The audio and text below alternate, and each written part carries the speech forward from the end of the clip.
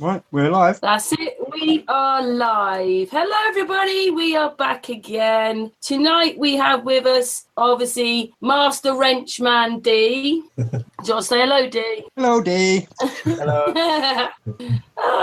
We have Frankie. Hello. Who is a wrench maiden. Actually, Patricia's a wrench maiden. Hello, Patricia. Hello. Hello, Series. Hello. And we have Craig with us tonight. Hello, Craig. Hello. So, as you know, we've been on most nights now for, I don't know, nearly 2 weeks now. It's all going really good and pleased to be here. But Craig wanted to talk about something specific tonight, and it's known as gang stalker, if anybody knows what that is. But then explain a bit more why you wanted to talk about this. Well, yeah, I had a message from someone. I won't mention their names because they might not want me to mention their names. But it was just random that, you know, this person like subbed me and started like left a little message saying, "Oh, hello, how you doing?" sort of thing. And I just started talking to the person, and then that person said to me, "Oh, look into gang stalking." And I was like, "What's that then?"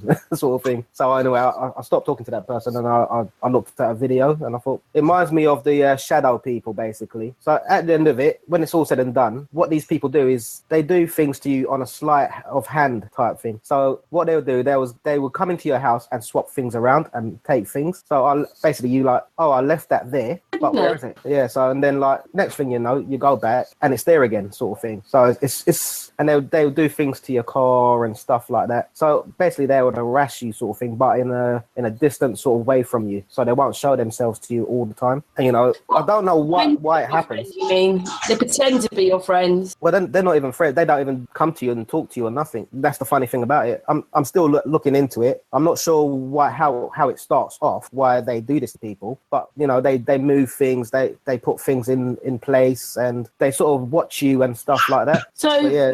you're researching into this then to see if it's kind of really real, or it is real. You're just researching into it. I believe it's really real. I mean, you know, sometimes you're walking down the road and someone just stares at you like really strangely, and you're thinking, why is that person looking at me? You know, I haven't done nothing to them or nothing. Do you know what I mean? But I believe someone's put them in place to sort of watch you. Do you know what I mean? You might have more than one person watching you as well. That's the thing. I call them the shadow people. There's probably different aspects of what they are called. Do you know what I mean? So yeah, I thought I'd mention that for that person that I was talking to. Hope they're watching, by the way. So this isn't mind control exactly then, like what we were talking about, mind control, how they can, you know. It's more like trauma control. Yeah, I would say more trauma. I mean, how crazy can you make somebody by stalking him, and then with all kinds of individuals as a gang? Yeah, definitely. I mean, individuals can get... Yeah, I mean, it's it. really crazy stuff. You know, I've got to say, like, I've been on the road and I've seen people looking at me strangely, but that could just be a coincidence considering what we're talking about right now, sort of thing. So yeah, I don't know.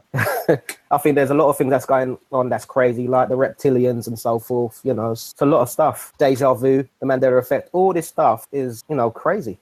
It is, and as you start looking, it gets worse, doesn't it, really? When you start looking into things, everything just gets, there's more to look into, more things. So it's not specifically attacking flat earthers, this is attacking anybody. It could be anybody. I think what it is like people who's trying to get the truth out, and they're getting right to the point of, you know, getting close to that particular subject, and they don't like it, so they be like, "Oh, let's mess with that person," sort of thing. So what have you looked into so far then, Craig? Well, remember I showed you a video. I sent you a video. Yeah. Well, that guy, I was just looking at him at the moment, and yeah, I'm sure there's still a lot more. So I'm still looking. I'm still in the early stages of it. If people don't know who Craig is, he's Peg Leg, by the way. And I have to fight myself every time saying Peg Leg's in the house, because it's something that you put on one of your videos, and I started putting it back to you. And now every time I do, I just want to put Peg Leg's in the house. Yeah. So this is something new then that you're looking into. Well, for me, yeah. For the people that's happened to, is obviously it's an old thing. And you know, it can break down someone's soul. You know what I mean? Yeah, it's Babylon. It sounds horrible, really. Yeah, it is. And is that all you wanted to say about it tonight? Just to bring it up into people's minds that this gang stalker thing happens. Yeah, and it really hurts people. You know, it really gets them down, and they can really suffer from it. So I just thought, you know, I'll bring it to the foreground so people can look into it themselves, and then maybe later on, you know, another hangout, you know, we could chat about it, sort of thing. Okay, that's okay. Gee, is there anybody in the message room that thinks anything about what Craig's just been talking about? No, nobody said anything yet, but I mean, I know what he's on about. I have heard of it before, and I mean, it's a tactic Scientologists use against people who try and leave the Scientologist faith and stuff as well. But they're a bit more open about it. I mean, it's a well-known tactic. Not a very nice one. Yeah, I'm sure like secret agents and stuff and all those kind of people like the Illuminati, they really go into that kind of stuff, don't they? It just always seems such hard work. Everything is, imagine how much effort it would take to do all that, and all that anger and upset or not caring, and probably got money in it, because obviously the one stalking have to get paid or there's a motive. It's such hard work. Why can't we just get on? Well, yeah, exactly. But we're living in that world, unfortunately. Maybe I'm living a bit naively, because it isn't that easy. And if anybody's a flat earther, it's like being persecuted. Well, it is, isn't it? Most of the people around you think you're crazy out here. They want you to believe the Earth's spinning 1,000 miles an hour at least in one anti-clockwise with the moon. And you think, oh my goodness, that's crazy when you actually think about it. But anyway. Well, can't you feel it? Okay. Yeah. I don't think sometimes it'd be the worst roller coaster ride of your life, because we'd never stop spinning. You imagine that, being on something that's never stopped, not move, like it's always moving. Yeah. And yet that's not what you see. Well, that's right. Sorry, we did just get a quick question. Is there any particular reason you call yourself Pegleg, or? Oh, you really want to know? I'll tell you if you want. Yeah, Rory McFizz asked, and so. Well, it goes back to when I was a kid. My auntie started calling me it for some reason, so I asked her. She said, because your legs look like sticks, and it stuck since then. Simple as that, really. That's cool. Cheers, man. That's all right. What's the question then? All right. What's the question? Oh, the question was about his name. Yeah, sorry.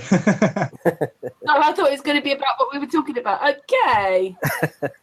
There you go. There was I thinking that you thought this up for your YouTube channel. Well, yeah, I liked it so much, it just stuck. And most of my family started calling me it as well, so I was like, yeah, that's my name. So you're not some pirate then? A lot of people think I've lost my leg because I call myself Pegleg. Yeah. So I have to correct them and say, no, it's because when I was younger and all that kind of stuff. Okay, is that all you wanted to say tonight? Is just to bring it up to make people think about it and then maybe talk about it on a later hangout? Yeah, like let them go into it and then maybe come back and give some feedback and stuff like that. Hey, chat room. Dee's asking you to think about that, and maybe some people look it up and come back. Dee, we thought tonight that if there was a couple of people who really wanted to come on the hangout, to ask the chat room if a couple of them wanted to come on and chat with us. Okay, well, you basically just asked, but yeah, I'll keep putting it out there. I'll keep putting it out there, don't worry. I probably should have messaged more people will join later on, but yeah. Well, people in chat, you know what to do, peeps. Yeah, just give us your email address if a couple of you want to come on the hangout tonight. I mean, tomorrow we've got Chris back and the doc back, and tomorrow we're talking again about the subject we've been talking about on yesterday and on Saturday, all to do with magnetism and electromagnetism and how the place we live works. So those talks are carrying on tomorrow, but today we're having a different hangout, so we thought we'd ask if a couple of people wanted to come on the hangout for a change, because we are a people's group.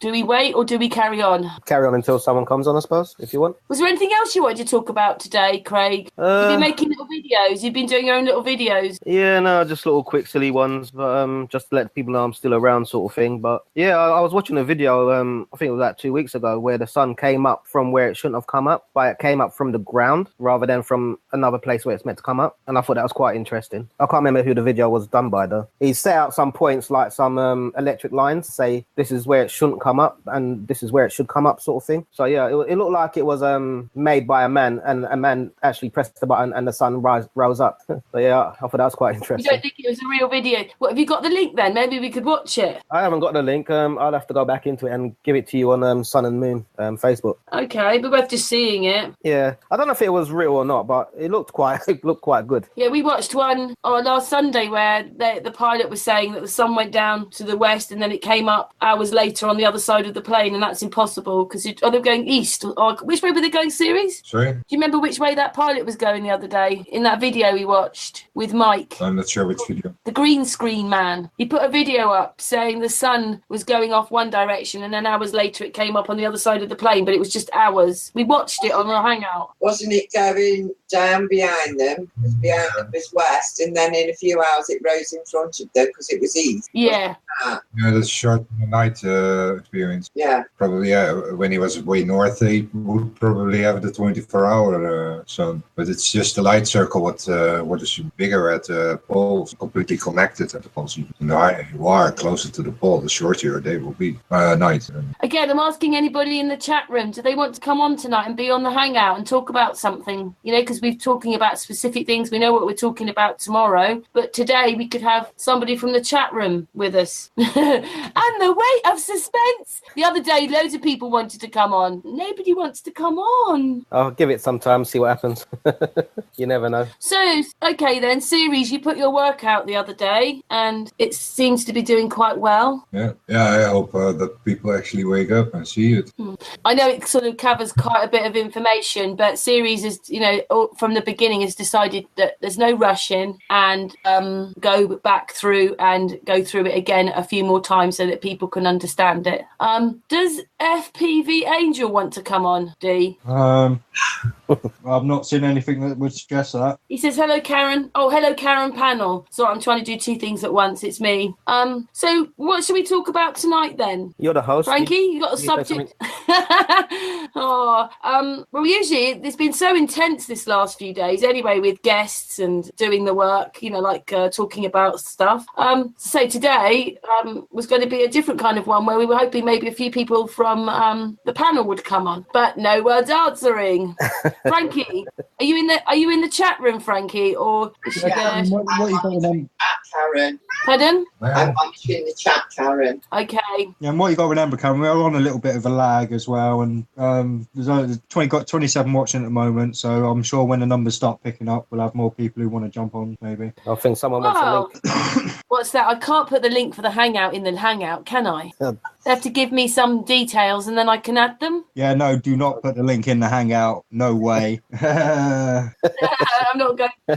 Well, does Billy want to come on for a bit? Billy, in the chat room. Yeah, he's just put I will as well. He's just put I will. Okay, then I'll add a few minutes while I add Billy. I can't do two things at once. Dance, monkey, dance. I can't. Be getting on. I'll get the lightsaber out. Yeah, poof. I'm just waking up actually. Yeah, it is quite tiring going on every night, but we do see that it's really important. And I put a video on YouTube and someone said, why isn't this live? So there you go. So we are live. But we weren't going to talk so much about Series' work today because we're going to do that tomorrow. Together with Chris again. We just wanted I don't know what you call it. That's like flat earth schooling, isn't it? Yeah. Tomorrow. Well, I can always move on to the next most important subject after flat earth if you want, which is the legal system we're caught up inside. Unless Billy's got anything to add. He's just joined, so he might have a subject. Hello, Billy. Yeah, and Craig likes this subject as well, don't you, Craig? Yeah, I've been getting into it. Hello, Did you people. hear that, Billy? Hello, Billy. Hello. Billy, you haven't met How are Craig. Craig, Billy. Hello. Yes, I've met Yeah, we Craig. met the other day. We were on a panel before a while back. Oh, cool. Hey, Lex. Cool. Oh, yeah. So, do you want to start it off then, Dee, for a few minutes? Well, yeah, I mean, from what I can tell about it, I mean, people seem to make it a bit more complicated than it needs to be. Like I say, I mean, you hear people talking about the legalese and you have to know this and you have to go and look at this law, you have to go look at that law, you have to... No.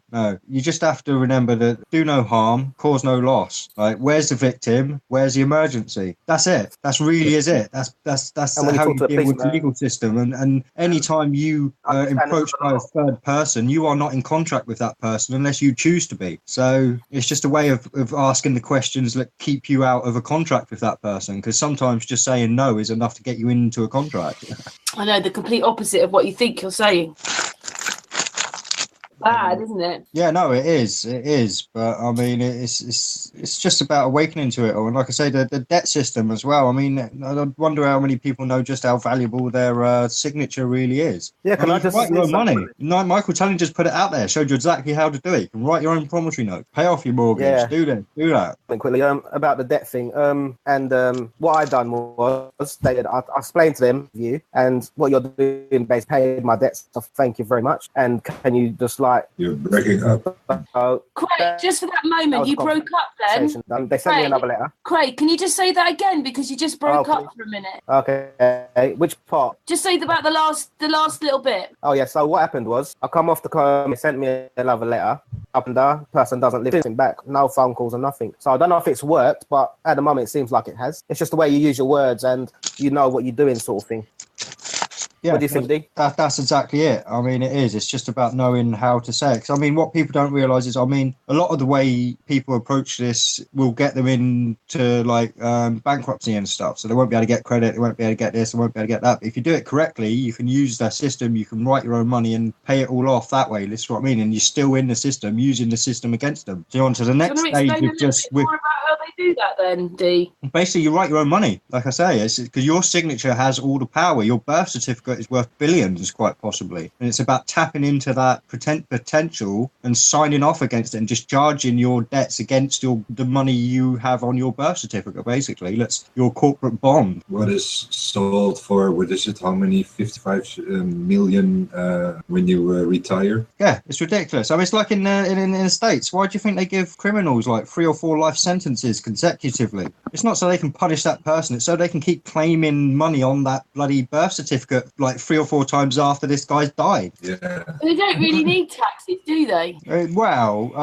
No, because if we worked as smaller communities, but realised there was a hole, then no, you could maintain roads, you could do everything the government does as a community, and then that would extend to the next community because you'd want to do well to like make it okay for the next community and stuff, if you know what I mean. It's just about passing it on. Most people generally want to live in a half decent place with decent people. I mean, you see it after great disasters. People come out, they come from all over the place. People travel, they send clothes, and this kind of thing. And you don't need charities to get people to do that. People will do it naturally. And this is what we forget. People are good at heart. It's not like the movies say. It won't all go to shit if we get rid of the government. We'll come together. We'll make it better. Sorry, I'm ignoring chat a bit at the moment when I'm ranting. I do apologise. I asked you to explain it a little bit. So what's your take on all that, Billy?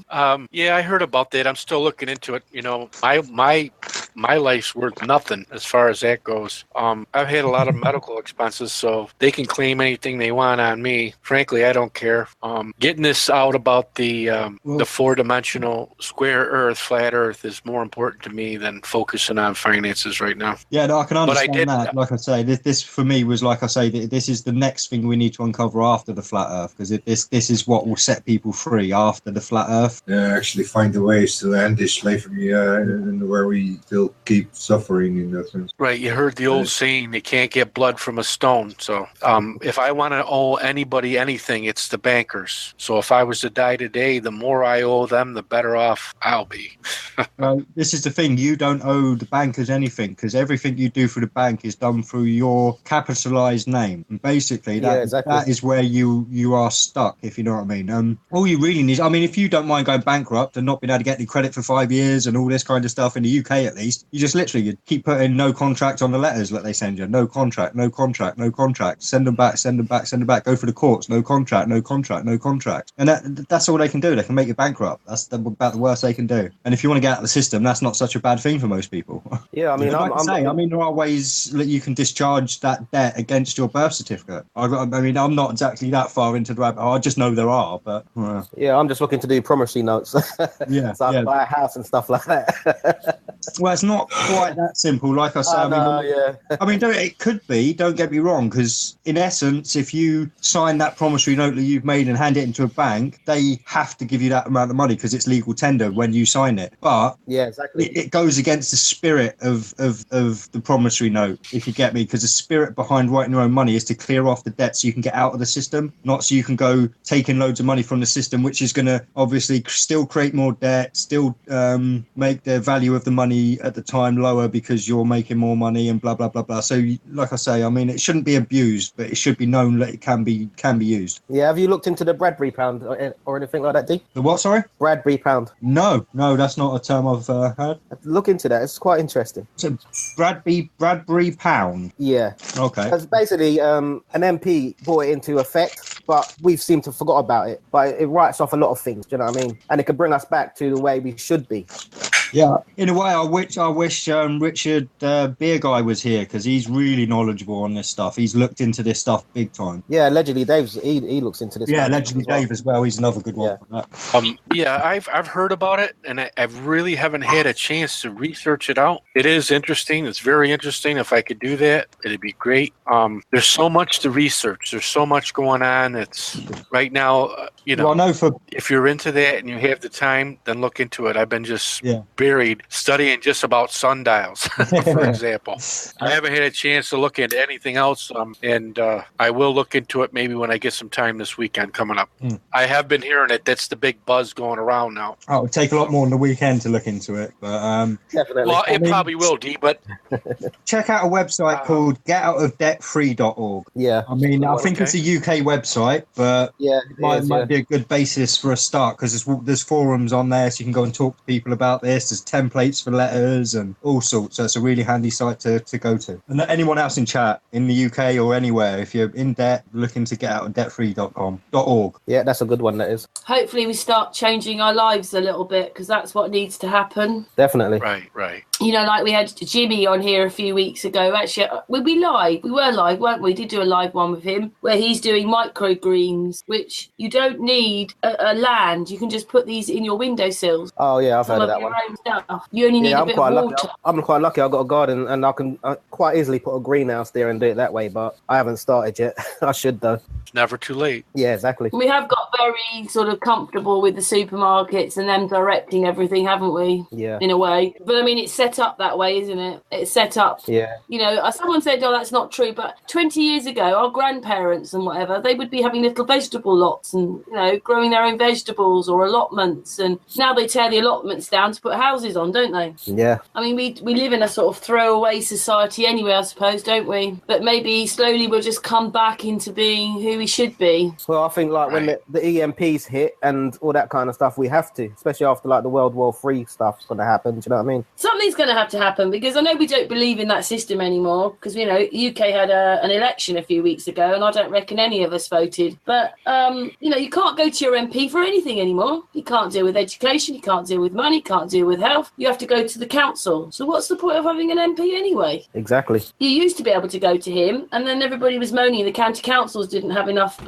you know, power. But now it's gone the other way. Anyway, we know that's a load of rubbish, really. But there's nowhere to sort of, you've got to do this stuff yourself. You've got to find this stuff out yourself. No one's going to help you. And nothing really works anymore. It's true, isn't it? Yeah, exactly. Yes, it is. So I enjoyed your video today, Karen. I posted the link in the Hangout about the firmament. The one from February. The one, about the firmament. Yes, I hadn't seen that. Oh, that one. Yeah. good. Well, what it was is I went with Dee to Leicester and we went to the space station and there we met Nathan Oakley and Martin Leakey, and then they went off to whiz around the space station and be like little kids with their cameras and stuff like, woo, look at this. But it was funny because it's also crap. It's just like it may as well be Duplo and stuff. Anyway, and then I got left with Alan, and as I started talking to Alan and he started telling me all that stuff, and he's the doc, that's where that comes from. And on that day I did hear the heartbeat, but when we went to record it, it wasn't there, but he already had a little video of it, so video in, because that was his. And it just sounds like someone's walking around. And in it he says that this heartbeat changes when the weather's going to change. Wow. Yeah, but I mean, those things went on Sun and Moon, but slowly we're sort of bringing these bits out because obviously it wasn't about staying, but just that, you know, we didn't want trolls coming in while we were researching and finding these people. But obviously now we're on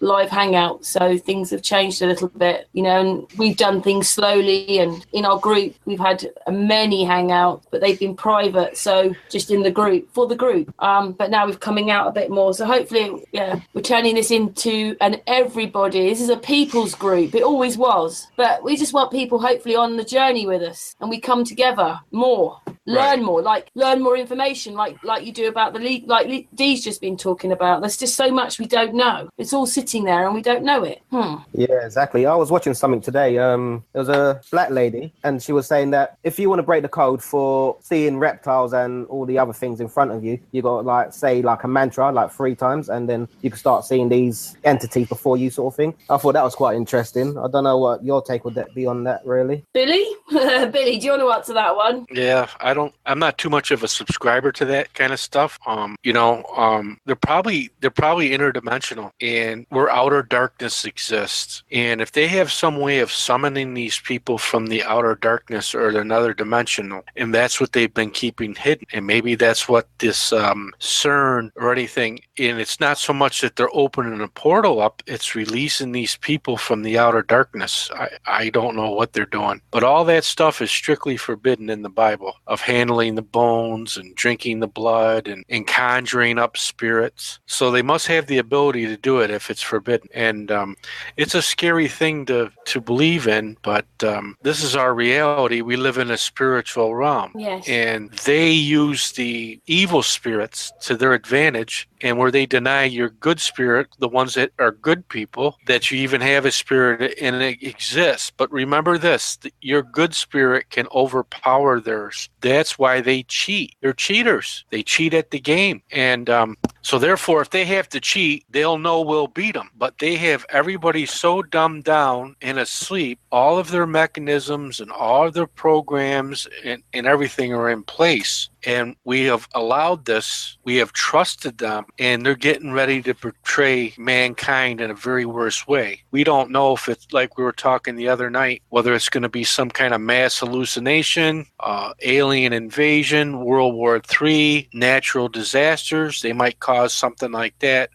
The money system is failing. People are catching on, and people have had enough, especially parents of young children with these vaccinations. Flat Earth Chick just had a video come out, what these vaccinations are doing to little children, giving them autism, giving them brain damage, swelling their brain. Yes. Billy, with like suntan lotion has loads of chemicals in it. And what are they asking you to do? Put factor 50 on babies. And of course, that goes straight to their liver. Yes. And enough is enough. And they intimidate you, especially in the United States. If you don't get your children vaccinated, they're not allowed to attend public schools. And then if you don't, you get turned into CPS, Child Protective Services, for not, neglecting their medical welfare or some kind of baloney like that. You don't even have the rights in homeschool anymore. We used to, but they've really clamped down on that. Oh, no, we can still do that because I've done that. I was doing that with my son, but then he wanted to go back to school. Well, they've gotten more stringent in the States. Yeah, you could still do it, but regulations that they have put forward makes it almost impossible. Yeah. Because you have to have a laid out criteria from a higher institution. They have to be tested by someone who has a master's degree or bachelor's degree on a quarterly basis. You still have to bring them to school to let them interact with gymnasium program. But this is where common law comes in, Billy. You've got to consent to all of that before they can do anything. If you don't consent to that, you can do what you want because no victim. They cannot actually do anything. If you were to protest in the correct way, there's absolutely nothing the government could do. And the thing is, if you don't register your child at birth as well, they can't do nothing to you. You're right. This is more or less for my grandchildren. My children are all grown now. And like I said, 2 of my daughters are anti-vaccinations and the other 2. And I'm not going to get in between them. Their husbands, they already think I'm a nut job anyways, a nutter with the flat earth stuff and everything. So I don't want to cause any more division with their marriage or anything because they really give me a hard time if I bring anything up. I can't even get them to watch a 3-minute YouTube video. So... yes. I'm saying I can't. So, it's difficult. You love them and stuff. And at least my grandchildren, they listen to me. They know that the earth is flat and it's not a ball. And they ask me questions about it. And then my 2 daughters, my oldest daughter told me, do not discuss it. And then my other daughter just busts me all the time and, says, I'm going to get them in trouble in school, this and that. And, oh, well. Yeah, I took the Gleason's map down. They asked I had my grandchildren over the other day. Hey, Jiddu, what happened to the flat earth? Yeah, they go, what happened to the... I go, that's a wrong... I had to tell them it was wrong, and I took it down, and so... Hey! But they noticed right away when they came into my house that it was missing. So they pay attention. They pay attention to more than what you think sometimes. So... Well, yeah, but I'm glad you took it down. Sorry. Yeah, I did that a while back, but they hadn't been over from the last time they were over, so... Yep, I had to. Family that you can't talk about some of these things, isn't it? Well, yes, it's because you know what?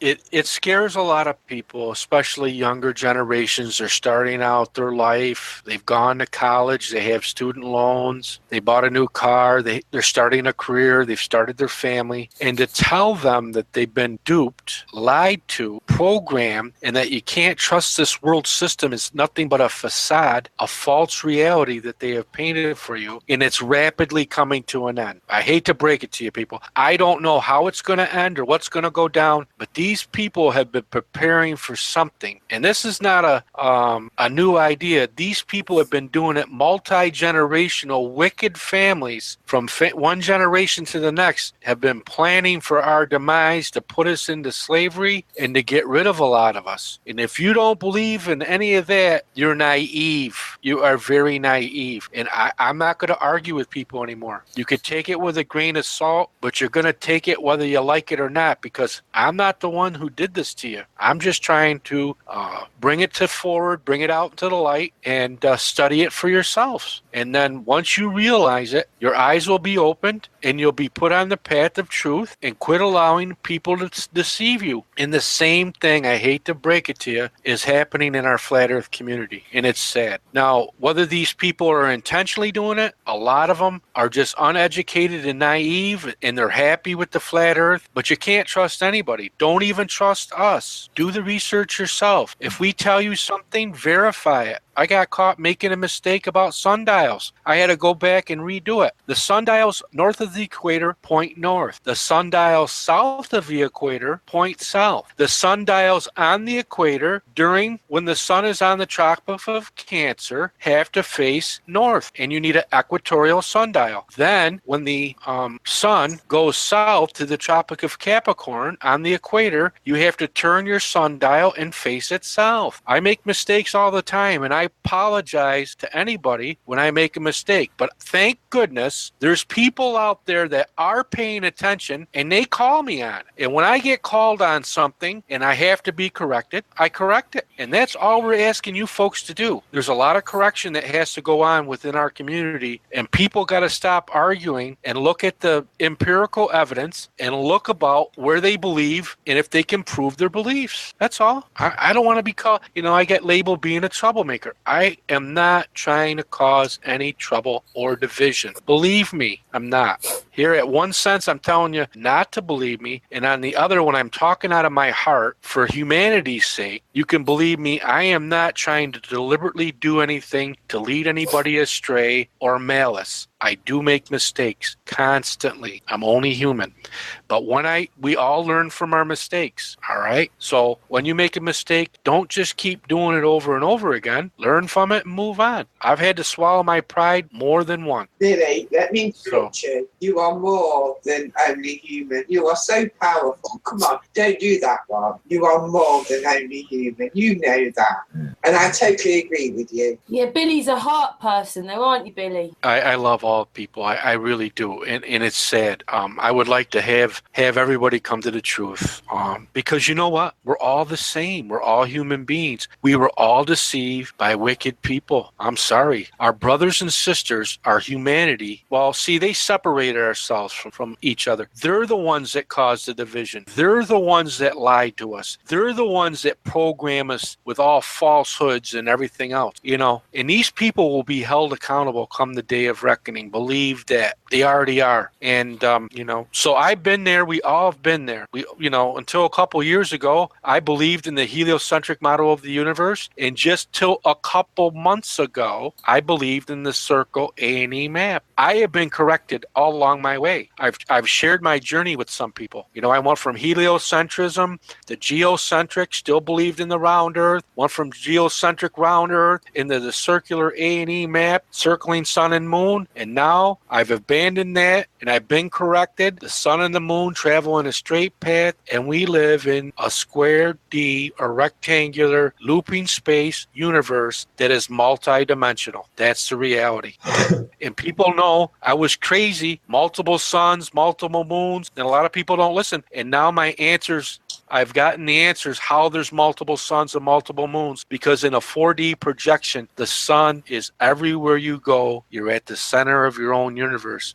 And if the sun and the moon were traveling like they say they do, you could overtake the sun and the moon. You could watch it but you can't. See, it's wherever you go, the sun is directly above your head. That's reality. Right, sorry, seems like a natural place to jump in. So I'm gonna have to shoot off quickly. I've just had a phone call, so I got to probably hopefully be back within an hour. But there's always a chance I may not get back. But so if anyone, all you mods in chat, please keep your eyes out. And like I say, I'll be back as quick as I can. I'm really sorry about this, like I say, but unfortunately, sometimes life gets in the way. Okay, I hope everything's okay. Oh yeah, no, everything's fine. I mean, I'm just going to sort myself some smoke. That's all. Sorry, it's just I've been waiting around all day for it, so I've got to go. Yes, there's nothing important or life threatening. It's just yeah. I'll see you later. It can be like Portland. Yeah. All right. So yeah, I'll catch everyone in a minute. Sorry to interrupt the flow. No problem. That's okay. Right. In a minute. Yeah. So, sorry, were you finished, Billy? Yeah, I don't let me rant on too long. I just, That's okay. I had a really I had a bad day on Facebook and YouTube today, and this is what I'm dealing with, and I'm trying not to let the personal see what they're doing now again in the name calling and the personal attacks. They got nothing to refute what I'm saying, and I just ask them, please go outside, look above your head, and tell me where the sun is. And I'm talking to people in Germany, United Kingdom, and I go, how is the sun above your head and the sun is above my head too over here in the United States? How can the sun be in two places at once? Think about it, okay? Because the sun is not three-dimensional. It's really simple, people. And they keep mocking me, and whoever named it Pac-Man, it's sad. They keep throwing that up in my face, this Pac-Man thing, teleportation, and I spend way too much time trying to respond to these comments, and I'm going to really start shortening them up, and I'm going to really start being more selective. And if people can't get it, I'm not going to keep answering the same people over and over again, because frankly, it's a waste of my time and energy, and I got to come to grips with that. My patience is running thin with some of these people. You understand why we stayed quite quiet on Facebook then, Billy? I know. It's not that we don't want to understand Series' work or become a community. It's just that we didn't want the fighting, don't want the upset. We've got to try and get on with each other. It's something we're not used to doing that anymore. It's just attack. No one's perfect. I've done it probably myself, but don't want to live like that where my whole life is just got to attack someone. Series is one of the most gentle people I've ever met. We're still here months later. But yeah, sometimes it's best not to answer them, Billy. Right. I'm not going to because I got to keep explaining the same thing, and then I just refer them to the channels, and the first thing they say, I'm not going to go to a channel where it has square earth in the title of the video. And I go, well, that's the reality of it. And like I said, I can't get some people to watch a 3-minute video. And this is what I'm going to tell them. I go, if you can't take the time to see what I'm offering and to see where more knowledgeable people have done a lot of hard work in these animations, really thoroughly explaining this, like you said, Karen, I can't waste my time no more. I'm not going to. I'm going to start blocking people. And I don't want to be like that, but I guess I have to. The name calling is what we argue is because we don't understand. That's it. But it just turns into an argument rather than people talking to each other. Yeah, you try to avoid the attention seekers who just take your time, so they can't focus on real things. And you know what?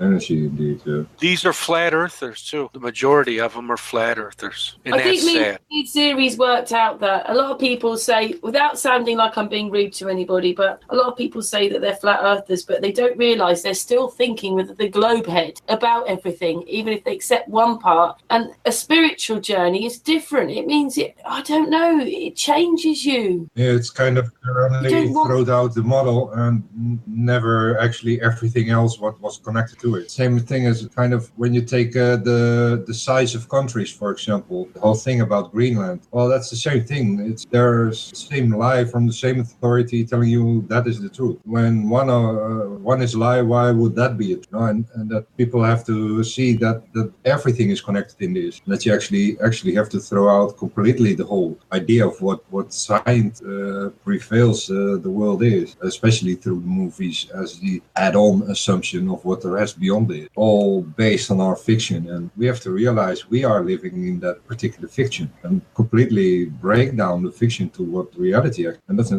not an easy journey. It's a big self-confrontation in that, in a sense, every... Peace, everybody. Peace, somehow.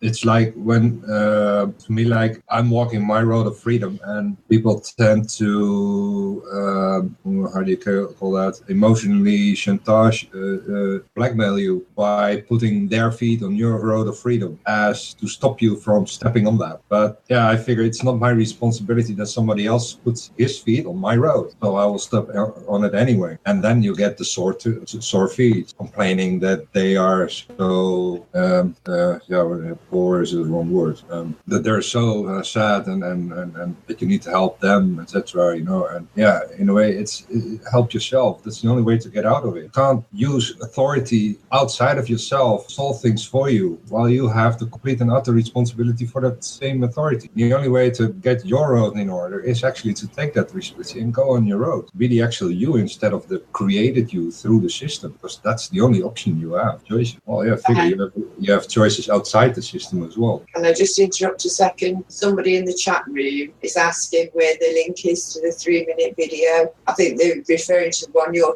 talking about, Billy. Would you put the link in the chat, please? Absolutely. Thank you. Sorry. I certainly can. No problem. What that was about, but yeah, cool. Craig, what about you? What do you think about all this? Do you get attacked on Facebook, or do you just stay away from all that? Well, not on Facebook, not so much anyway, because family members, they're not into me and the flat earth and stuff like that, and they think I'm a bit crazy for it, so I stay away from that. But on my channel, obviously, like, you get one or two people that will go to you, oh, this is this and that's that, and you're just crazy, stuff like that. But I pay no attention. Sometimes I might answer them, but I don't let it affect me, because I've got my family to think about, I've got my truths to think about. It's as simple as that, really. So basically you try and stay clear of everything. But it is bad, the infighting. It's what they want, because there's such a lack of trust and in our community. Yeah, but definitely. Hopefully through our channel, maybe more people will start to trust, because obviously we can't meet everybody face to face, but we're real people and we don't want the past that we've had anymore. Hopefully we can all change the future a bit. In a sense, the rotten apples will expose themselves anyway at some point. As I say, it doesn't matter what one says, it only one's actions confirmed intent, because that's how people show themselves in their true nature. And that's, you can see in what they do, who they are, what their actual intent is. This is how the rotten apple is actually exposing himself. Nobody has to do that for him. It's just exactly. Realizing what one does instead of only what one says. And that's the whole thing. Right? Action. It's two things fold. Yeah, exactly. Yeah, but the thing is, we are actually changing things, because even if it doesn't feel like it, you're doing your YouTube videos, you're doing your Sun and Moon, I'm doing my YouTube videos, and everyone else, are doing this. So eventually there's going to become a point where it's half and half, where you got half for the flat earth, half for the globe earth, and then one's going to take over the other, basically. But we are making a change. Yeah, we do have a platform, don't we, the YouTube, but it's not out. Carry on, series. Yeah, it's that whole dualistic game in the two-party system, in where you have to vote for one or the other, but they're all both another wing of the same bird. And that's the same with the ball and the circle. I see this happen. It's both are wrong, both are completely destroyed on the second level even. First level is just GPS 101 map, where they completely hide the actual stretch out of the complete world as far as they have it in data. That's the only edge there is in data, not in reality. And in a sense, it's just when you actually want to display the whole three-dimensional part of it, you just go so far as that it three-dimensionally goes. But then you get in a dilemma that you can't animate it anymore. You close all the circles. And by closing all the circles, you're actually destroying reality, but you're seeing what's outside of reality, of our realm. And that's how you can go on in the next levels. But let's first make sure that our own reality is at least what the data says. Yeah, I've got to say something. My son, he does 3D modeling, and I asked him him to do a circle Earth in 3D, and he said it's actually impossible to do it, which I found amazing and strange at the same time. Wow. Yeah, it's crazy. Yeah, you're not left reality in that sense. Yeah, he didn't go into too much detail about it either, and I didn't really ask because I was doing something at the time. I wish I had. But yeah, you can't do it. You can't make Explain what he said again. Explain what he said again. Well, basically, he said you can't. He's in his 20s now. He went to university and all that to do computering and stuff like that and making 3D models, so like for games and stuff, basically. But he was like, you can't do a flat Earth in a 3D model in a circle aspect.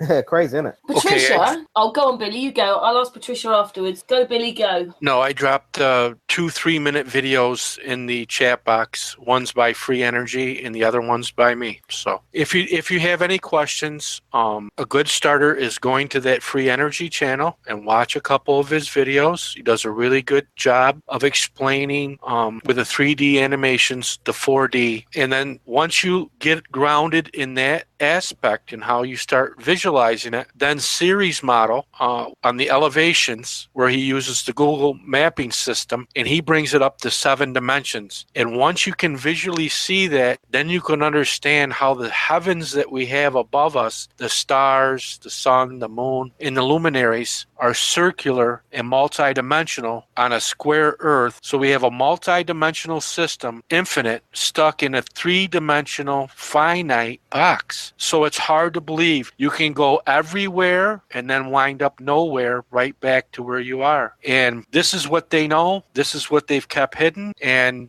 that's our reality. Yeah, it's frustrating, but it makes a lot of sense once you look into it. And Dee had left the panel. Dee knows me better on the panel more than anybody. And he would testify to the fact I was very reluctant in the beginning to look into any of this information. I thought it was too far-fetched. I thought it was unrealistic, but then I started paying attention and I started seeing the sun and the moon very close. How can it be here, there? And came up with some wild ideas. They weren't fitting together. I had no proof, but I kept searching, and luckily I found the Sun and Moon group. I knew there were other people, and then through them I found more people, and through them I'm finding more and more people every day that would agree to exactly what we're seeing. They're taking a look at the data and they're agreeing with it, and there's other secret groups come to find out, and I'm not naming names. They know me and I know them. They've shared privately that they're coming up with similar information. They didn't want to come out with it like we didn't want to come out with it, but we have, and other people are coming out with it. It seems like we're all coming out with it at the same time. So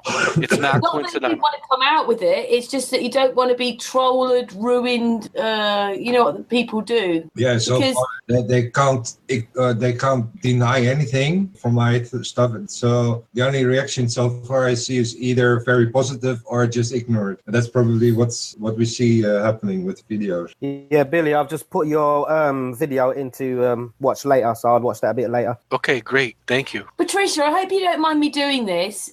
You were telling me earlier on that someone was explaining about the 5th dimension, and you were watching this program. Do you mind explaining it? Yeah, it was. I don't know who it was, the video, but he said he was explaining the 5th dimension, and what he said was, when you say a word to yourself without moving your mouth, and you actually hear it, but not through your ears, you hear it inside. He said that's what he would class as a 5th dimension. Like, we can hear it, we can speak without actually moving our mouth, can just sort of think it, but we also hear it. I mean, I don't know how true that is, but it was, I don't know. I think a lot of people forget about that side. It's and outside the body, yeah? So it's kind of, we're like a body in a body in a body in a body. Yeah. And in our own body, we have these levels as well, at least up till the 7th and probably up till the 13th, but it's outside the body as fields extending. But yeah, and ages ago I mentioned to Karen that I wanted to talk about how we actually get thought. Where do they come from? And that sort of, like, if you're a spiritual person, you know, like a medium person, they have these pictures and thoughts that come into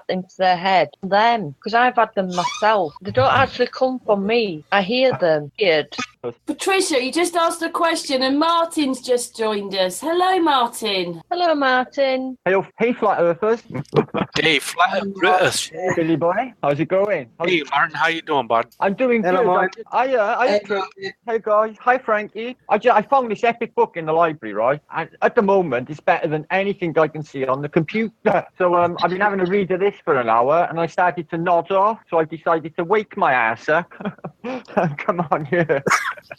It's fucking brilliant, though. Look, a sacred history, how angels and mystics and higher intelligence made our world. And it's an alternative historical view based on just parallel dimensions ever so close by with angels and all the like. But it's really good. It's really good. Listen to this. We live in an intersection between two planes, the mental plane and the physical plane, which we can hope for one or the other. But both planes stretch off into the distance and make us wonder about where or when we came from. Philosophers have always asked, which plane came first? And which is more reliable? Which is more knowable? Does it depend on the other? But does one depend on the other for existence? So the question is, which is more real, mind or matter? It's a bit like Patricia's question, really. It's big. I tell you what, this is a cracking book. It's this dimension nearby, which I really believe exists. And I do believe these ethereals, or whatever you want to call them, I do believe they interact. I've always seen it as a hidden hand, you see, Karen. Things like, not just synchronicities, like when I'm being a Burke in my life and I know I'm doing it and I'm expecting a karma slap, I'll have it straight away. Bam! Like an instant karma slap. God knows. Like, I know that God knows I'm doing wrong. So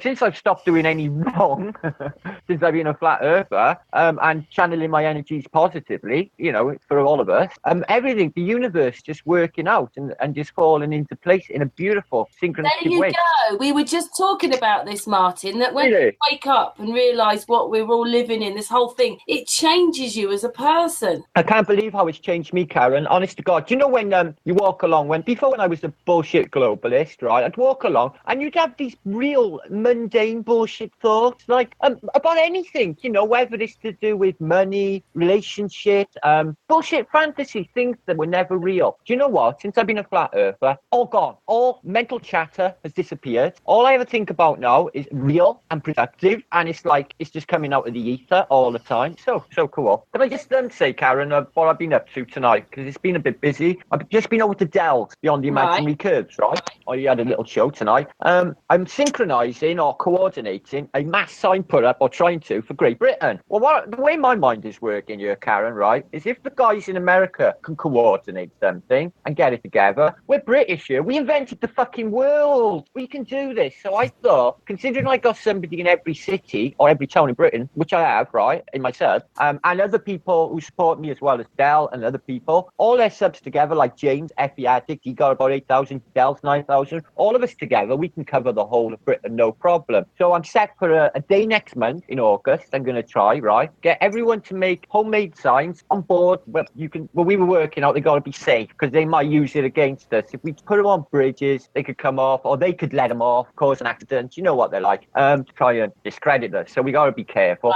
But we got one going up tomorrow. I've seen the roundabout. So no bridges, nobody do bridges. But this roundabout, Stan's going, he's got some help, but he needs to know for sure he does. I've had Mia, Sanity to Insanity, James, as I said, Effie Addict, and another 2 people from London, 4 coin flat earthers. And he's contacted me, he's panicking now in case they don't turn up. But he's going to hit rush hour tomorrow in London on the M25. He's got a 25-foot flat earth banner. So what he's planning to do is brilliant, actually. It's move from roundabout to roundabout, right? Spend half hour in each during the couple of rush hour. So that it looks like we got loads of flat earth signs. I like it. So, Here, there, and everywhere. Yeah, there's that flat earth sign again. But the roundabout is one of the busiest in Europe.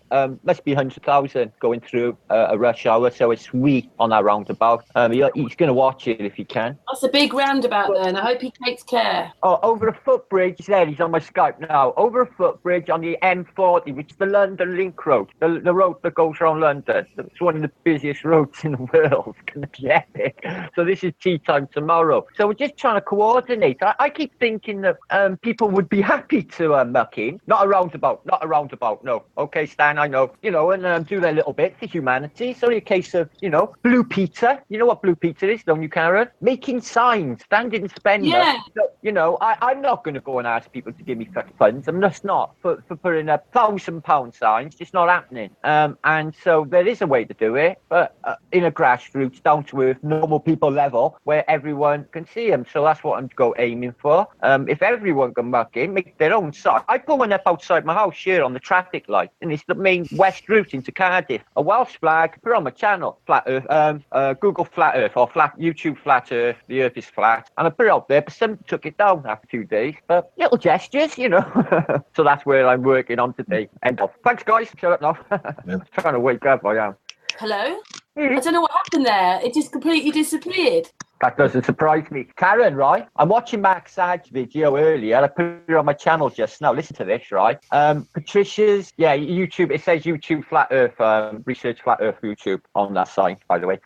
Patricia, you know, she went to that mixer in Houston. But Max Sad mirrored it earlier. So I'm watching it, and it's stuck on 666 and 33 thumbs up, and it won't interact. I mean, it won't go up, and the 33, well, I thought I got to record this, because I've had this happen to me. Doc, you know Doc, Alan, well, he sent me twice this has happened to me. I got a file called the 666 file I have, where over the last 2 years, people maybe a dozen times have sent me this, where they're messing around. So it's either analytic, somebody messing around with us, or an evil presence making itself known. Because when I put the camera on and clicked it and then refresh, it shot up to 684. Artist was showing us yesterday how things were not working on YouTube. Like, you press it, it says that you've recorded your like or dislike. When you go back, it's changed over. It's a like's become a dislike. Yeah, well, Matt Powell posted a couple of days ago. He's thinking it's personal to him, and I was like thinking, oh, you think so? Well, we're all having it. Whereas he reckons he wanted to raise money, hundreds of thousands, to take Google to court. That's the government. May as well just piss in the wind. That's ridiculous. So what I'm thinking, he reckons there's a mass campaign to keep thumbs down, so we don't get basically put our videos get more popular and push more into the mainstream conspiracy thing, because we're kept on this outer field, see, where we're on this outer limit, just on the cusp, like, where they're suppressing us and keeping us down, so that when you Google and you want to look into stuff, if you look into Flat Earth now, you're more likely to hit Vsauce or the Flat Earth Society. That's the truth. I looked just for flat earthing, and what do you think come up? A picture of water going over the side of a bloody flat plane, the conspiracy, and their explanation with gravity and the rest. What gravity? So this is the way they're working against us with this, but it's obvious we're using their tool to do our work. Can I just say that if you wanted to look up Silbury Hill, which is now known as a pyramid of the world, if you look on the internet, it will tell you that it's still a mound of earth, but they discovered 10 years ago that it was more than that. Yeah, I know. Yeah, it is. Ian Cox, the flat earther. Find it as... You know him? Ian Cox, the flat earther. Sorry? You know him? He posts on his channel. Right. This is sanctuary. He goes there on his own, Silbury Hill. He puts up a tent and he stays there. And he makes a video while he's up there. He does it all the time. It seems to be his sanctum, his place where he goes, Ian Cox. He loves it there. He says there's a special vibration there. And it does help, because he comes back looking all refreshed and happy every time he goes there. I'm just saying, on the internet, it still says it's a mound of earth. They don't know what it is. It's probably this old, and yet it's in the pyramid of the world, and it was known as a pyramid or a sacred building. It's a step building. It's definitely there, and it definitely is. Yet everybody out here will know where I live that it's just a mound of earth still. Yeah, Newbury you live, don't you? Just outside, is it Newbury? In Wiltshire. It's just past Marlborough, Avebury, and then there's Silbury Hill, which is this pyramid. Yeah, I know it. I love Avebury. It's so weird there, isn't it? I know. It's got an awe to it, hasn't it? Everybody's really calm and placid when they go there. It's like that 70 programme, Children of the Stones. I don't know if you've ever seen that, where they say, happy day. And you go into the shop in Avebury and they go, happy day. And apparently they would all go into basically Stonehenge and being beamed up into whatever, another dimension, or was it aliens? I can't really remember. Programme was made from there. I don't know if you're young enough. The one with the stone thing. And the boy would wake up and in his dream, they moved. And when he woke up, Stones had moved. Yeah, it was a children's program. That's it. The Children of the Stones. It was called. Probably seen it on YouTube. Yeah. It was really sinister and very well made. One rubbish. It was well I made. remember that. Yeah, and I do. You know, because we used that saying then after for like as an analogy for weirdness. Like Craig's probably too young for that. Patricia, do you remember that? Frankie, do you remember that program? Children of the Stones. It was called. I'm going back 1975, maybe earlier. Yeah, I was too young for that. Yeah, you were. And he didn't repeat the series. Polos. He drew the polos in the picture, and they were there. And the next day, he drew it in his drawing. Yeah, I had a job in the factory making the holes. I did. No, I never. Obviously, you don't make the holes. They're not there, are they? No, I don't remember it. I'm not that old. I'm only 31. I'm 41, so there you go. No, I'm 56. So yeah, but I don't remember it. I had strange taste. I had to go to bed early. I was only allowed to stay up late on a Saturday night to watch Doctor Who. I avoided like cancer. Although this week they had Cybermen on there, and I do like Cybermen, so that was funky. So. Yeah, Doctor Who and Benny Hill were my favorite programs. Were they? Benny Hill. Yep. I watched a documentary on Benny Hill. The love life of Benny Hill. Turns out he was like a real late virgin, and they interviewed one of the women that had sex with him, and she said terrible things about him. Considering his persona of chasing hot women all the time, and he's chasing that little baldy fella going slap, slap, slap, slap on his head. That was his father. Legend. Did you know that? No, I never knew The little, that. Yeah, I know the little bald guy was his father. That explains why you let him slap him around. Learn something new every day. I never knew that. I had to learn that off Billy. Oh, that's incredible. No, I never knew. I tell you one thing I have known. A good little a trivia for you. I met Darth Vader. Did you? Or the actor that played Darth Vader. Yeah, he was the Green Cross Code man. And he went round all schools in the UK when I was in school in the 70s. And he came to my school and he was in the hall. And by the time that was made in 1976, Star Wars, and then it was before that, just coming up to that. And it was like, whoa, his name's Pruitt. No, it'll come to me in a minute. Yeah, it was him. I knew this was something completely different, but when I was younger, I took one of my children to see Postman Pat at the theatre, if anybody knows who Postman Pat is. And then the next time I went shopping, I was actually standing next to the person who was played Postman Pat.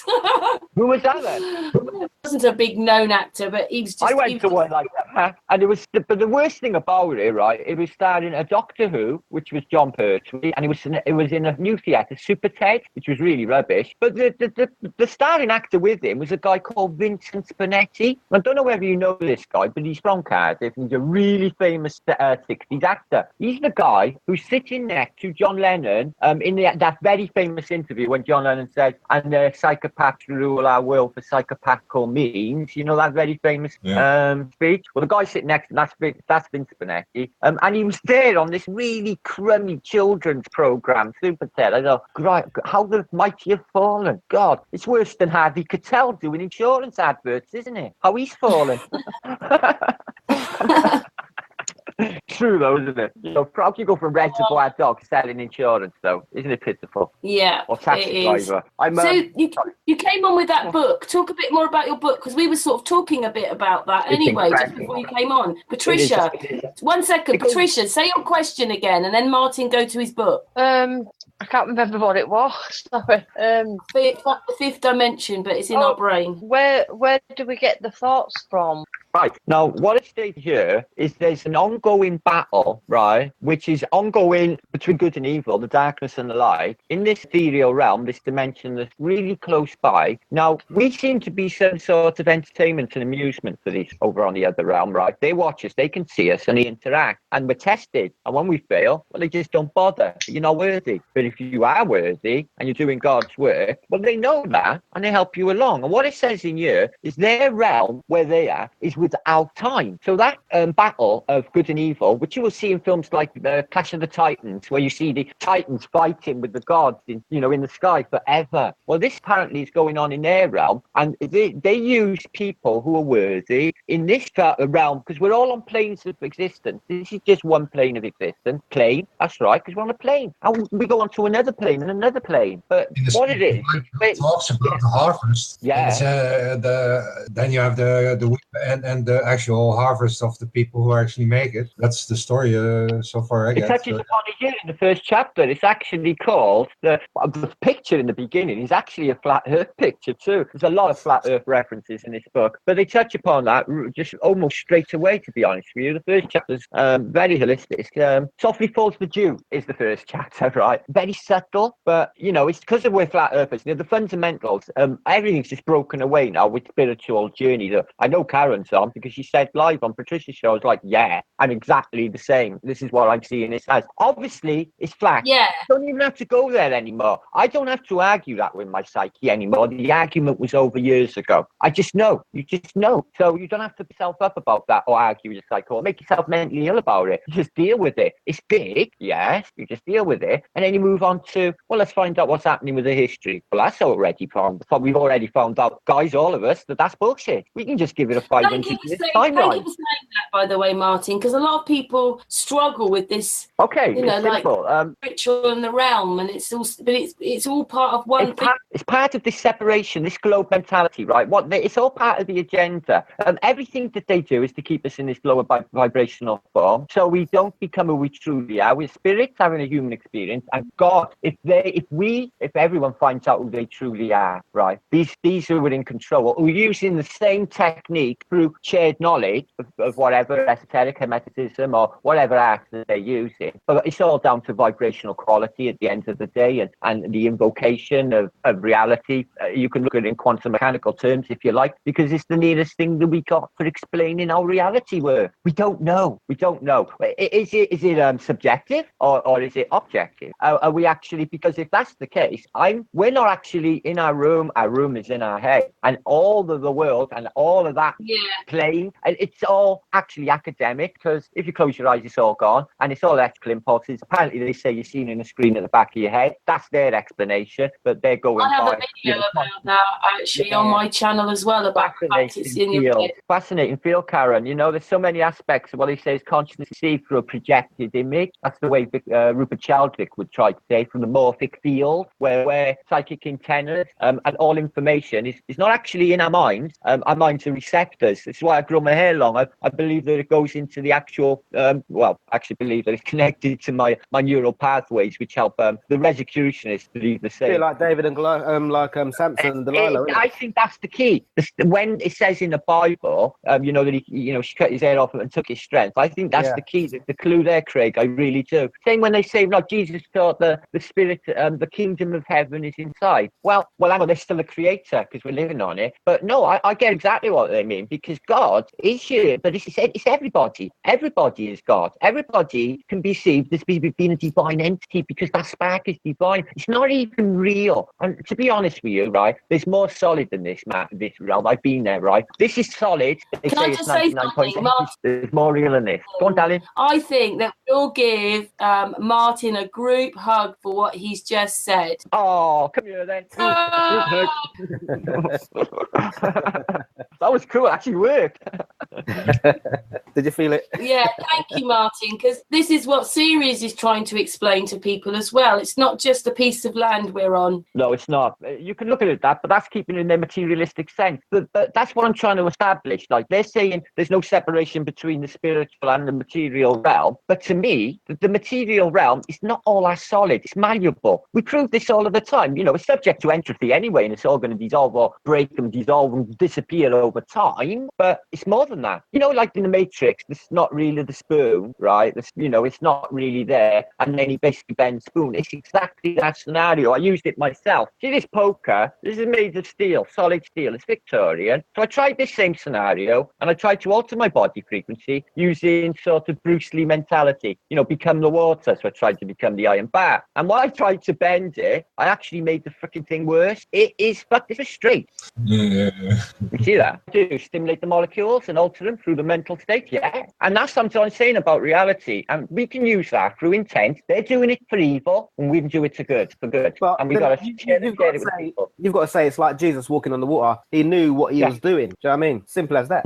Yeah. But then you get evil people that tried to replicate it 2 years ago. Yeah. The doubt of the other one actually made that the other one was sinking in the water. Yeah. So it's in a way. I know it sounds nuts, right? But I've seen someone walk on water, and I know it sounds nuts. I was in a speedboat going around Cardiff Dock, and my friend did the pump, right? We couldn't stop. So the way we got out with the speedboat was jump onto the jetty, onto the quayside. So it was Sid's turn, only I throttled off, right? And he stepped out of the boat, and I swear, as God is my witness, he stepped on the wall, stepped up on quay, and his foot didn't go in. Yeah, I've got to say something on that aspect as well.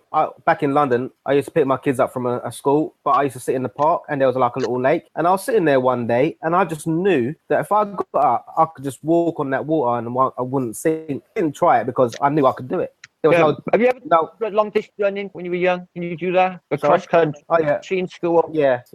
I guess the same thing going when you're running through woods and trees and you break this wind and then you're just going with nature and you literally feel like you're flying and your legs like gone. Have you had that? Yeah. So that's how we are. If we can just home into that thing, what we are. But it's all do you to do with think Mother a part Nature. of that, Martin, is the fact that we're so used to this, even this flat earth thing, so much thinking going on that when you're doing that, you're not thinking and you're just going with everything. Yeah, there's an element to that, but we're being guided anyway, so I don't think we should worry too much. This is why I never get scared, I never fear, because you said it and other people have said it. I believe this is the reason I was born. I believe all these tests that have happened throughout my life, because it's been one big long test, and I've come out at the end, and I basically did right, and I believe then that made me worthy, and I fell out of grace for years, we've got, and then since the flat earth, I feel now that I'm in grace again. I really do. And it's so you know why you're here. You know why you're here. I know I am here. I'm to do this. I'm to be here right now doing this. That's why I'm here. Why do I hit the internet, do something that I thought to myself, well, if I don't do it, I'm going to regret till the day I die. So the flat earth British. And then, within no time at all, I was known by everyone. Craig was there. So in no time at all. So it was like really strange. God-given, I thought. And it was at his own real early stage then, the development. We were just touching and feeling. We didn't know where we were going or what we were doing and happening. And, it's been an evolution in itself. It really has. We found our feet, and we've had the problems with the shills and the fucking trolls and all the rest of it. We dealt with that. We know how to put that in perspective. You're going to waste an 8-hour vlog going on about other people. What would be the point of that? How can we proceed with that? Can I just say something? Do you realise that Martin tonight has talked about everything that Billy series? Okay, you haven't done the legalese bit, but everything else we talked about on the hangout, like Billy has been expressing about the trolls. We all you came in. Chris was asking a question about in your head the fifth dimension, and then you've got a book about it. That just came straight to me. That book I picked up, just a book about my local city and witchcraft, the history. Yeah, the only reason is because I think we should know thine enemy, and if they're using this shit against us, and from my research, and they're using the satanic calendar coupled with like equinoxes for their weird ass religion. Now, I just posted on my channel today, right, a raid in a gay orgy in the Vatican, and the guy is the main advisor to the Pope. And guess what? He's the main advisor for sexual abuse. I had to get that one. I saw that. That stinks so bad. They were all on drugs, but the Vatican police raided them. This is where the alarm bells start ringing. They're bound to cover it up. They're paid by the Vatican, so that's a case of they never got greased that week because it's mafioso, isn't it, Rome? So they never got paid, and they raided this guy. But it's got affiliations with a massive non-million, billion-pound financial scam run by the Vatican, and this guy, Pell, P-E-L-L, has been implicated in it, and he is implicated in this homosexual orgy thing as well. So it's overlaying, and I think there's a bigger picture, which I've not really looked into it yet. I will. How evil that they're getting 1 billion people of the population to worship. I've been to Rome, right? I went there on Easter Sunday once, but I will be honest with you, I got too messed up to even bother going seeing him. I couldn't be bothered. So I went in the Colosseum, all the other, the Forum, that time in Rome, I've been twice. And I got to St. Peter's Square as all of them were coming out after the Pope had gone away. And the way these people were reacting was with religious fervour. They were crying, hugging. They were beside themselves at the view of the Pope. It was Pope John Paul back then, though, I believe, or the one after maybe. So it occurred to me, wow, how they really, look up to these people. And then I think about what's going on now, and the people are still looking up to him. Why do the people put that on the back burner and think, oh, it's okay, they can, our kids are safe in the choirs, and they won't get raped by the vicar, but they will. And they're going to know this in the back of their heads, and they're still going to send them. So they're all complacent then to the devil's work. Yeah. So anyone who's involved in that. So this is how deep it's going. You know, fundamentals are right under with this satanic, demonic thing, and they laugh at us with it. You know, they had 9 bells in Notre Dame to do a religious thing when they had the cardinals come. 9 bells? What, number 9? The devil's number. And they think that the people ain't going to know that. You know, they keep doing Jupiter's Delight with us too. You know, the Pope will wear the devil on his shirt, with horn, you know, and upside down crosses in front of people. And people will just worship these people. And it does my head in, it really does. I wish to God we could just dump all theologies and religion and just get back to who we are. We don't need to worship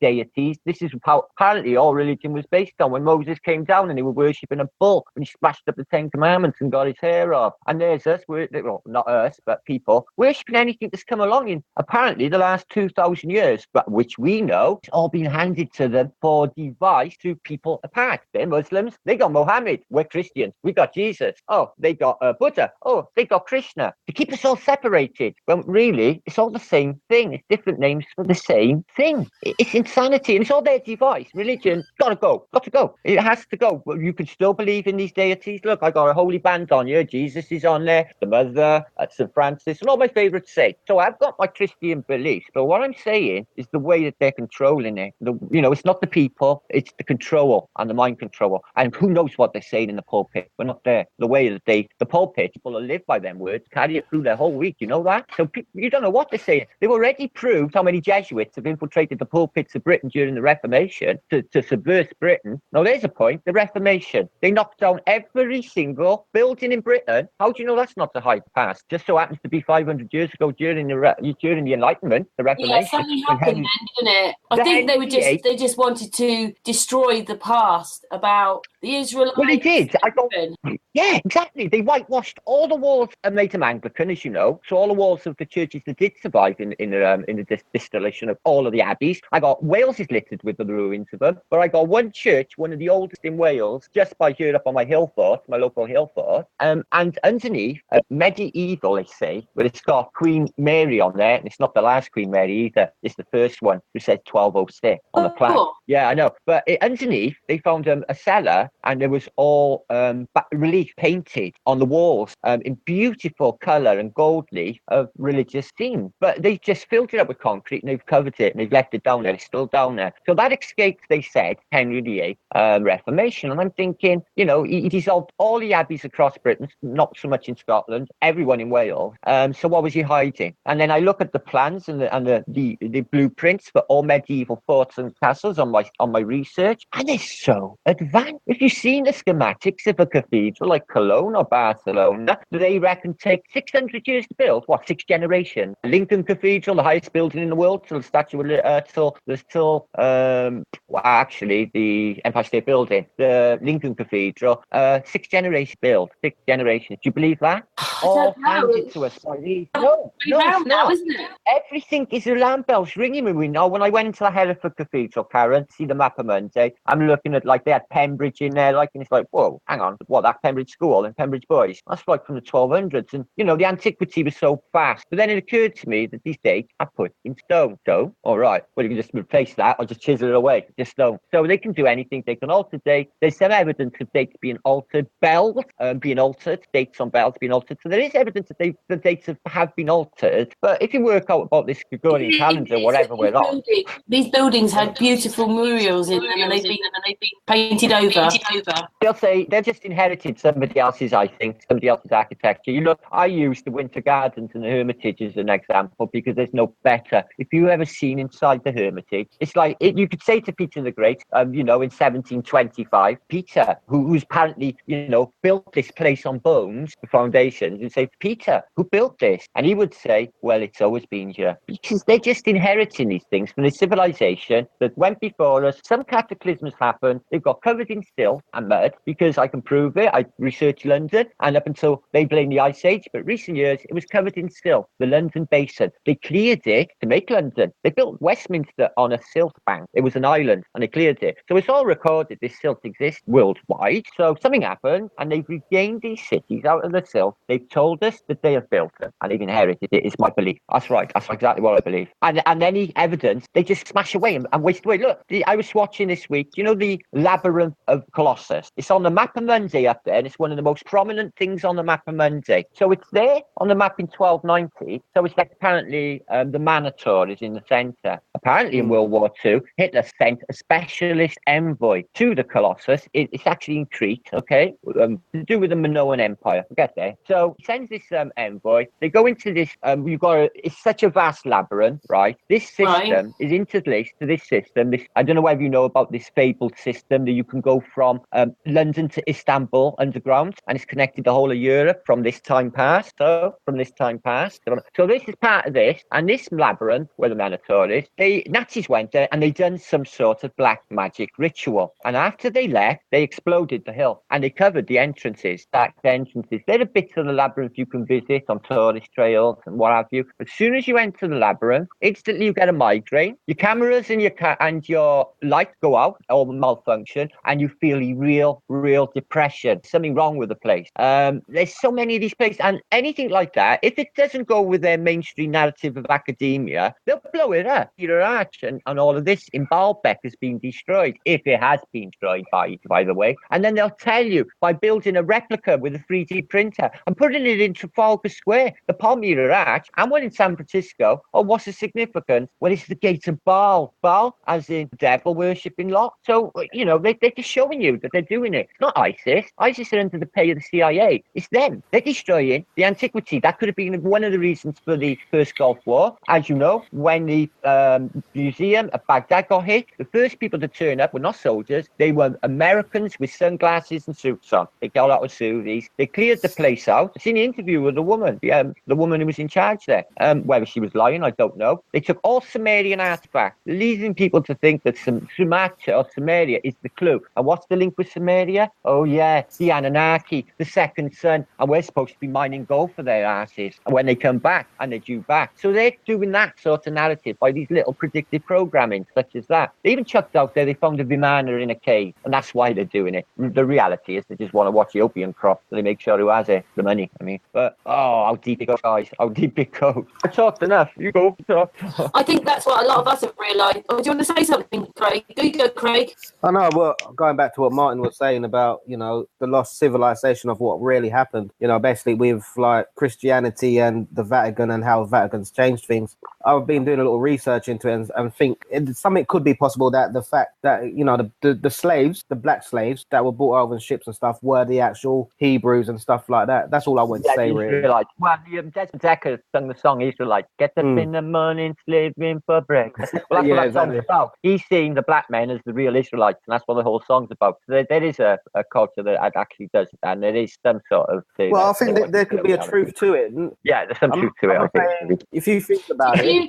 Carry on then, Craig. Because if you think about it, the black people are still sort of in slavery, and they reckon the Jews that are in Jerusalem are the real Jewish, but that can't be the case because events are still happening. No, I know. Yeah, I know. That's what I'm saying. So well, I tell you what, the black people are still enslaved. They are dead trying to fulfill Bible prophecy. You know these little black boxes Talmacs wear on their forehead? Well, there's a little wrapped up piece of paper in there, and it's actually a verse like of Armageddon, end of the world, and apparently they're really trying to bring it on. Now, the only way this could happen is if a mosque gets built on Temple Mount, because that would fulfill the biblical prophecy. Guess what? They've only the Jordanese side of Temple Mount. You've got the obviously the Israeli side, but their side you can't get in. It's all railing off. They've been underneath. They've got machines down there that are cutting stones. They're doing some shit down there. They're quarrying. They're basically excavating something they have found under Temple Mount, right? And they are building apparently a mosque so that they can basically fulfill God's prophecy. Same as this lightning in Temple Mount. Did you ever see that footage? And then it's like going shooting up over Table Mount. You know, it was cameraed by thousands of Israelis going, woo, UFOs, all part of it, program. They're getting people mentally ready. They play. I tell you what, this game of avoiding their mind messes, the mind game, right, is really tricky. It's a minefield. All you've got to do, the way to escape it, is not just keep it all away. Know it's all bullshit. Know if they are, it's the shape of the world for our entire life, they'll do anything. They'll send you to your death. They'll put you in a nut house. They'll burn you alive. All of them and more, no problem. them. No problem. So you can't trust them. I don't. So I just don't believe anything they say. Else, I believe it's my brothers and sisters in this. Martin, Look, Billy was talking about that earlier on before you came on as well. So you're just picking all the subjects that we were talking about before you I came never had on. my computer on for an hour. I'd just been reading and then nodded off in a chair. Then I had to wake up and then I got on, I had to look at my mail, seen the link. And wow. I do that all the time though. I do. I type stuff and people say it back to me at the same moment. Stuff like that. Or I'll send a link and the moment I press send, the same link will come back to me where somebody else will think the same. I do all the time things like that. It's really weird. It's not with the flat earthers. We're all psychic anyway. I've had this recognition thing. The recognition thing is not to be ignored. It's not, because it's not folly, right? How can you know when you see a school friend and you say, "Oh Christ, I was in school, but I can't remember your name." It's more to do with the energetic quality. It's more to do with the vibration of the people and something in their face as well. So I've seen flat earthers that the moment I've seen them from the beginning, I'd be like, "Whoa!" And then I would have something settle in my body, like a knowing, like woof, like that sort of thing, where I know this person. This is why I'm so adamant about this shit, you know, guys. It's just everything else has happened for the last 2 years, which has been phenomenal, right? And the recognitions of these people, I believe it's karmic connections. I believe we're meant to do this sort of. I believe we're the indigo children ushering in a new era. I really, really do. And we're making changes. Yeah, we're making changes in the ether. As long as it's positive intent out in the ether, that will affect everything in the vicinity. It will. Anybody being positive, that will just have ripple effects out into the ether, and everyone will pick up on it. They always do. So if everyone gets on that, but that'll be so far, I figure we are the change, as we are the ones actually manifesting the change. We are, and it's called. People doubt it. That's the killer. As soon as you doubt, it evaporates, and then it's gone. You never doubt. Why would you doubt anyway? Why? Because people doubt what they are. They don't know what they are. What are they? Everything. Superman. Everything. We're everything. And they have told us we're nothing, and we believed it. So because they understand how the placebo effect works. They understand how reality works more than mainstream, more than we do. With every doubt, say yes, because the only doubt you have is the doubt in yourself. Well, that's right. That's exactly right. It is. The doubt in Series yourself, reckons that all they're trying to do is cover up who we are. Yeah, it's a massive thing. It is. I don't think they want us to. I think this untapping of the human potential is one of the biggest things. Yeah, we got too much power. I think it's connected. We got too much power. The power has always been with the people. John Lennon told us power is with the people. It always has been. But they have suppressed us using all the tools available to them: hypnosis, magic, mind control, MK Ultra, weather modification, social engineering, the Tavistock Institute, whole thing to bombard our senses into stupidity, so we can't function. Most people are mentally ill by the time they leave school, where they've gone through all of this hell with all psychopaths. See how effort they need to even suppress us. That shows how powerless they actually are. Because the only thing we need to actually realize it. That's all it is. You've got to make the people know. It's not a belief. That's the thing with flat Earth. That's the whole thing I keep saying. People say, "Do you believe the Earth's flat?" No, of course I don't believe it. Know it. You know it. I know it. That's how I feel. Believing and knowing. Religion, like I've never been an atheist. I never ever have been. But I've always had like this sort of. I've dabbled all religions, Krishna consciousness first, Buddhism I've moved into then, and a mixture of that Christianity and all religions really. I've got all texts. But I do see it for what it is, and because they lay down rules and doctrine, and you look into, well, why ain't women allowed then? Oh, where's women priests? All right, and then you dig into that and you find, there is evidence for women priests I know, because who says what God has planned for you? Who says what God has planned for you? There's a direct it's not man. To God. There is. You just got to get in that right vibration. Tat Sat works for me. It's basically the red telephone. Is the vibration of vibration, so it will take you to that vibrational place you need to be. Tat, if you space that out, and the sat for the satisfaction of God. Do that, and you just say it like gradual and get that vibration. It's good to listen to some relaxing music, or maybe look at I know it sounds nuts, but a magic eye picture, because it does that thing to your brain where it just sort of switches. And then if you get into that type of state, that state between consciousness and unconsciousness, which is not exactly dropping off sleep because you're still aware and you can control it. You get into that place, that state, then things start to happen. I mean, your abilities come on. then you can anticipate things around the corner. Then you can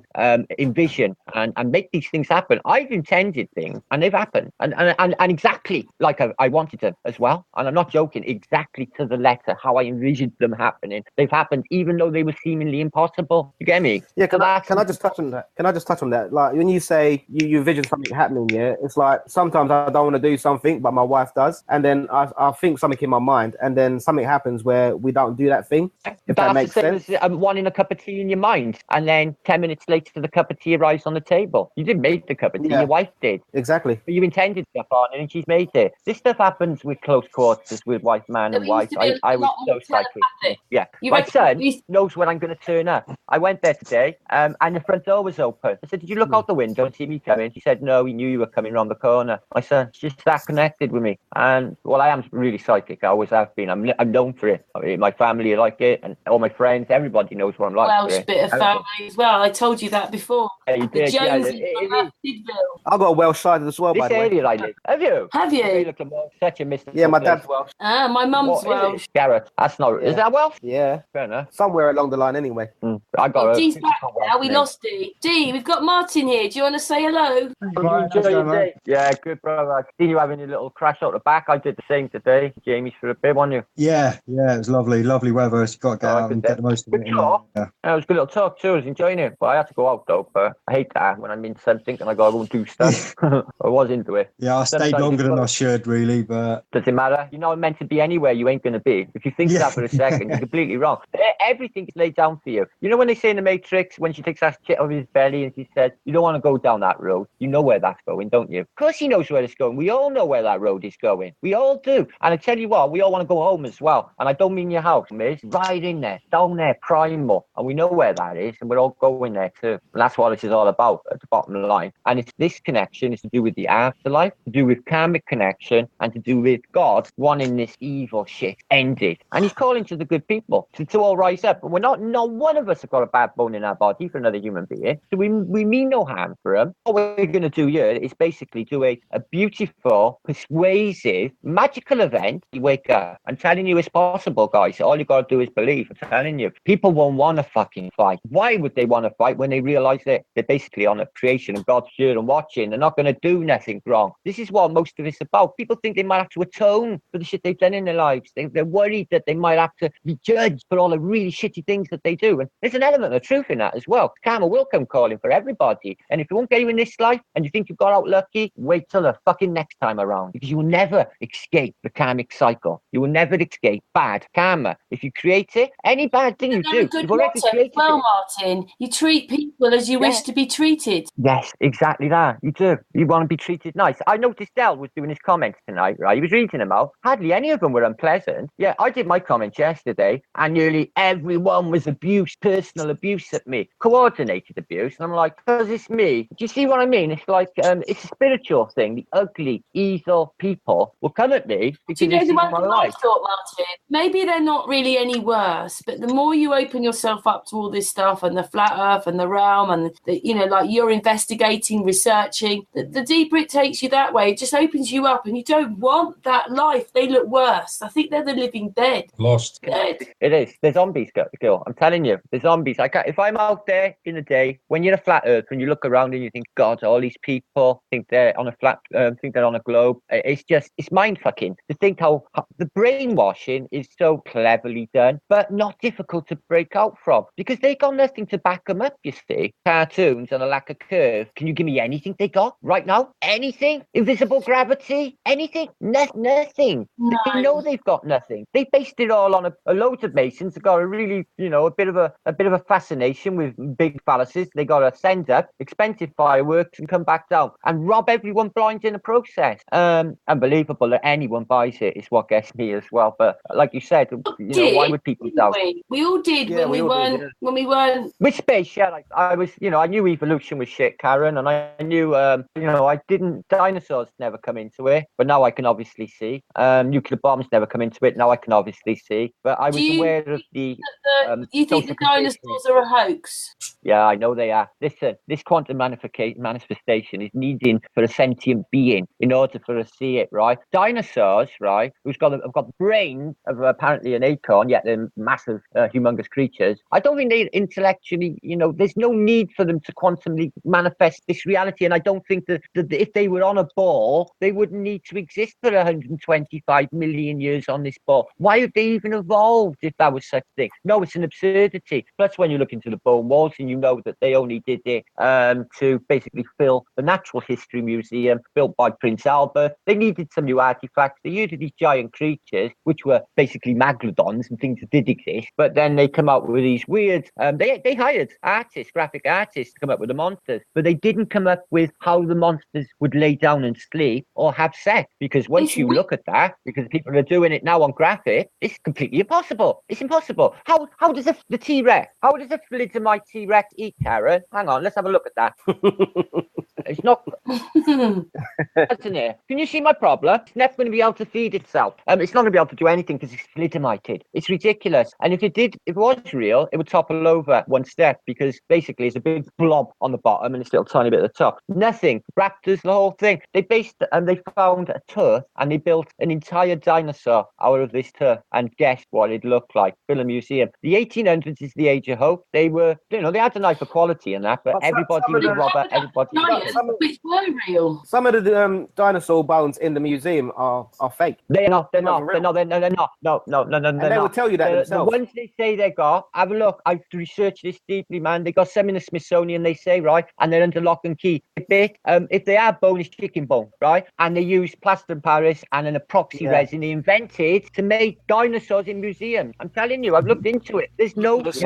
I still think dinosaurs are a cover for giants. The giant bones they were finding. Well, that's interlaced too, that is interlaced with the giant. Listen, all the bones you see in the museums and they say they're dinosaurs are our relatives who were giants. You put a femur of a human being in a skeleton of a dinosaur with some vertebrae and some phalanges and stuff, you can make them look. People don't know what huge human bones look like.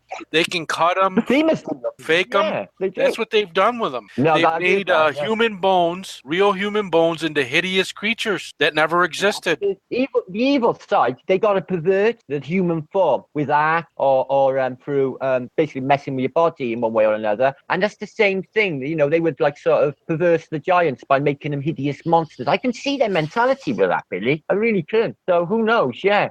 There's a big thing about giants in upstate New York, being covered up. Do you know about this? To do with the true age of photography, Eastman, who was Linda McCartney's who owns Kodak, for to do with giants in North State New York, upstate New York. And apparently this is big, they had the Cardiff giant they found and it was proved to be a hoax. Not that. Apparently that was a psyop to keep everybody from looking further upstate, everyone focusing on the Cardiff giant in New York and at that time. But it was upstate and this big cover up to do with a massive giant find up there. Yeah, I live in New York. I know exactly what you're talking about. And this is what I'm saying. With the amount of excavation that's done all over the earth every day, how much excavation and unearthing's doing, you'd think they'd be hitting dinosaur bones every second. You know what I mean? But they don't. You're right. Yeah. So I mean, who's found all the time? Right? The Victorian times, they did a lot of clearing, didn't they? Because they knocked down the last big trees, obviously making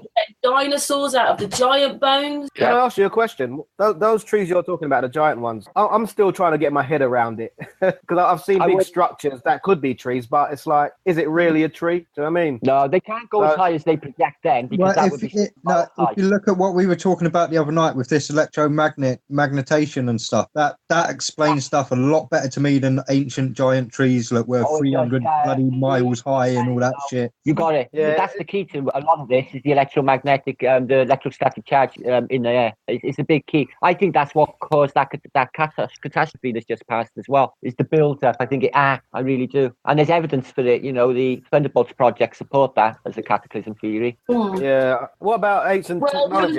Chris just couldn't see that it was trees. I think that's a sign off as well. Oh, Series is back now. Just invited you, Series. Yeah, my internet dropped. It does sometimes. Yeah, mine did that earlier on. I think it's recent. This time just gone. I think this bringing out of the Akatisera device was a bit of a killer because they're trying to say they found it in a galley in the Aegean and it's 6,000-year-old Greek thing that's brilliant, sort of more detail than a Swiss watch today. Yeah. I can't help thinking this thing has been introduced because they show us mediocre things like the Baghdad battery, or the light bulbs on the glyph in the pyramid that look like light bulbs, and this is how they illuminated the But I think that's just bullshit. It's like they always play this magic trick with us, they do, Craig, where watch this over here and we're doing this over here. So that's bullshit. I think there's something else going on. I really, really do. And so the spectrum is best with these people. I find to try and decode anything that they give us. I really do. I think that it is advanced tech. I believe that it's gone not far behind us. I think the clue is in the Vedas, the Mahabharata and the Bhagavad Gita, which is apparently the oldest religious text on earth, which is from But don't forget, Sanskrit. we've got Noah's Ark and all that kind of stuff, the flood and all that. That's what probably destroyed a lot of it. You know what I mean? The flood is a bit to do with it. That could have been the flood had left the silt, but where's the extra water come from, and where did it recede? And then there's the fact that there's stuff missing on the landscape, like huge deposits. But there's evidence to support going down to the Black Sea in Russia, huge silt deposits from some sort of Macedon, believe it or not. So there is evidence of a biblical flood for sure. But I'm going on about the time scale. I don't believe it's happened in Old Testament times. If it did, and this ice age ended. Do you think there was an ice age? Well, I think there's something going on with that because with glacial deposit, they leave large rocks in valley floors. I live on a valley floor, so the rocks are missing. All they're peppered around in rural areas in the tops of mountains and shit. Large rocks. So the idea is they cleared them in Britain when they sculptured the landscape in the 16 and 1700s. They apparently lit fires underneath them, and then they cracked, and then they sledgehammered them up, and they're all gone. Every rock on the landscape. So they got rid of any evidence of the ice age of 10,500 years ago in this country. A big alarm bell to me. So they say that the ice sheet ended on the South Wales coast of the last ice age. So Cornwall, across the Bristol Channel, Cornwall and Devon and Wiltshire and Somerset, they were all apparently clear of the last ice age, and that's why they're all flat. Somerset and that, because it was the runoff off of this glacial massive cap. But I think you need a globe for this shit for that, to exist in their model. I don't even believe that it's existing like that. The sun could be fucking local. The sun could just bubble up and come to life fucking wherever you are on the plane just for you quantum mechanically, or we know. I don't think reality is anything like they're telling us or anything like we think. I think the nearest thing to it we got is quantum mechanics. Electric storm Chris was talking about with the glaciers, if you talk about big stones being replaced, well, electrically that is the one thing what happens with the electric storms. That's true as well. So there's evidence for electrical storms. Big act, I believe. In Britain too. We got these big chasms that have got apparently no apparent reason. There's one, they reckon it's an earthquake fault called the Cheddar Gorge in Avon, and it's where you find these caves. Have you been there? Yeah, it's cool. It's really But you know how deep that gorge is? No, there's no river running. Really deep. Water. Natural force. So they'll say it's a volcanic rip, okay, to plutonic. But when you look on the tectonic chart, we actually haven't got a teutonic rip for Britain, but we got some ribbons which cause some sort of earthquake activity, they say. Although I've never felt anything. So, even Glastonbury took there, they reckon the rest fell down in an earthquake in the 12th century. So what, we had a lot of earthquake. I don't believe this is a scenario. I think that, I know there's volcanoes, but super volcanoes, I'm starting to doubt also, because what I think in my mind is anything they try to scare the people with, I should look at critically. And because of the scaremongering technique and the support. So what do you think volcanoes are then? What do you think volcanoes are?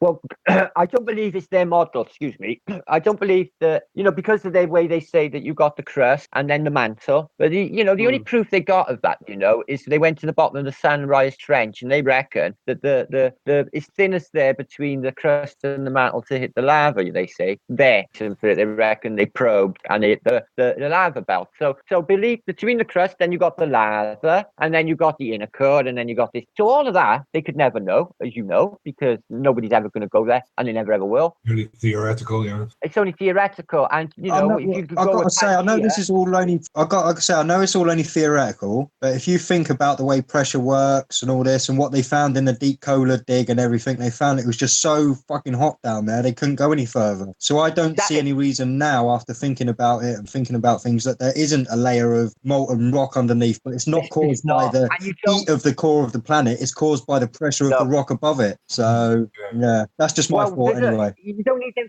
You don't. Look, they're trying to say that they could cause liquefaction and the whole crust could displace and we could actually have a polar tilt. Oh, they got evidence for this. They can get a stone and they can show you where the electrics or basically the north-south polar tilt had happened in a stone, magnetic wave in a stone. They say that the electron, the pole flip, they use that. And it's part of this idea of an inner core. Now, we know we're on a flat plane. There's no reason for Pangea. There's no reason for all of these to displace on a bed of lava, because if it was spinning 1,000 miles an hour and there was lava underneath, then this fucking out bit would obviously spin at not the same speed as the inner liquidy bit, would it? Think of this viscosity. The thing would just spin. It's nuts. All of it is nonsensical. The way the plane is laid out now on an azimuth or whatever we know is there, a lot more. I believe that's the way it has always been. And I believe, because I'm a creationist, I believe it was made in situ. I don't believe these things. We're obviously subject to deposition and erosion and all of the other factors over short periods of time, not endless eons of fucking time. We haven't evolved. Remember, guys, we haven't. We're not born from monkeys. So we didn't have these vast eons of time. We had cousins called Neanderthals, or we wiped them out, or they all ended up in a cave in Gibraltar. We wiped the last two out then, and they found them too. Everything they tell us about our reality is spiritual beings. Don't get no better, guys. It just don't. If everybody gets to find out what they truly are, this is going to be one hell of a plane to exist on. Everyone's going to be buzzing on a higher vibrational level, and this is how you implement the change. This is what this book says. Sure, it's called How Angels, Mystics, and Higher Intelligences Made Our World.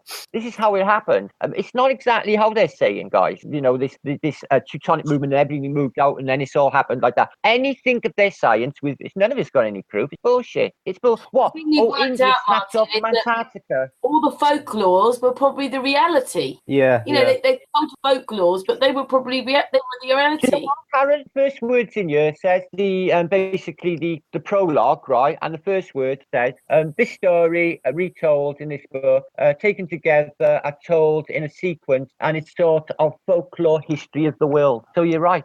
That's what exactly it is. That's funny. Everybody needs to go and look up the folklores. Yeah, exactly. That's pretty damn cool. It's very interesting that apart from the one I mentioned, because I did mention one, Martin has brought up everything that we were talking about before he came on. Yeah, exactly. Listen, before you have a listen to what you were on about. Ready here, Martin.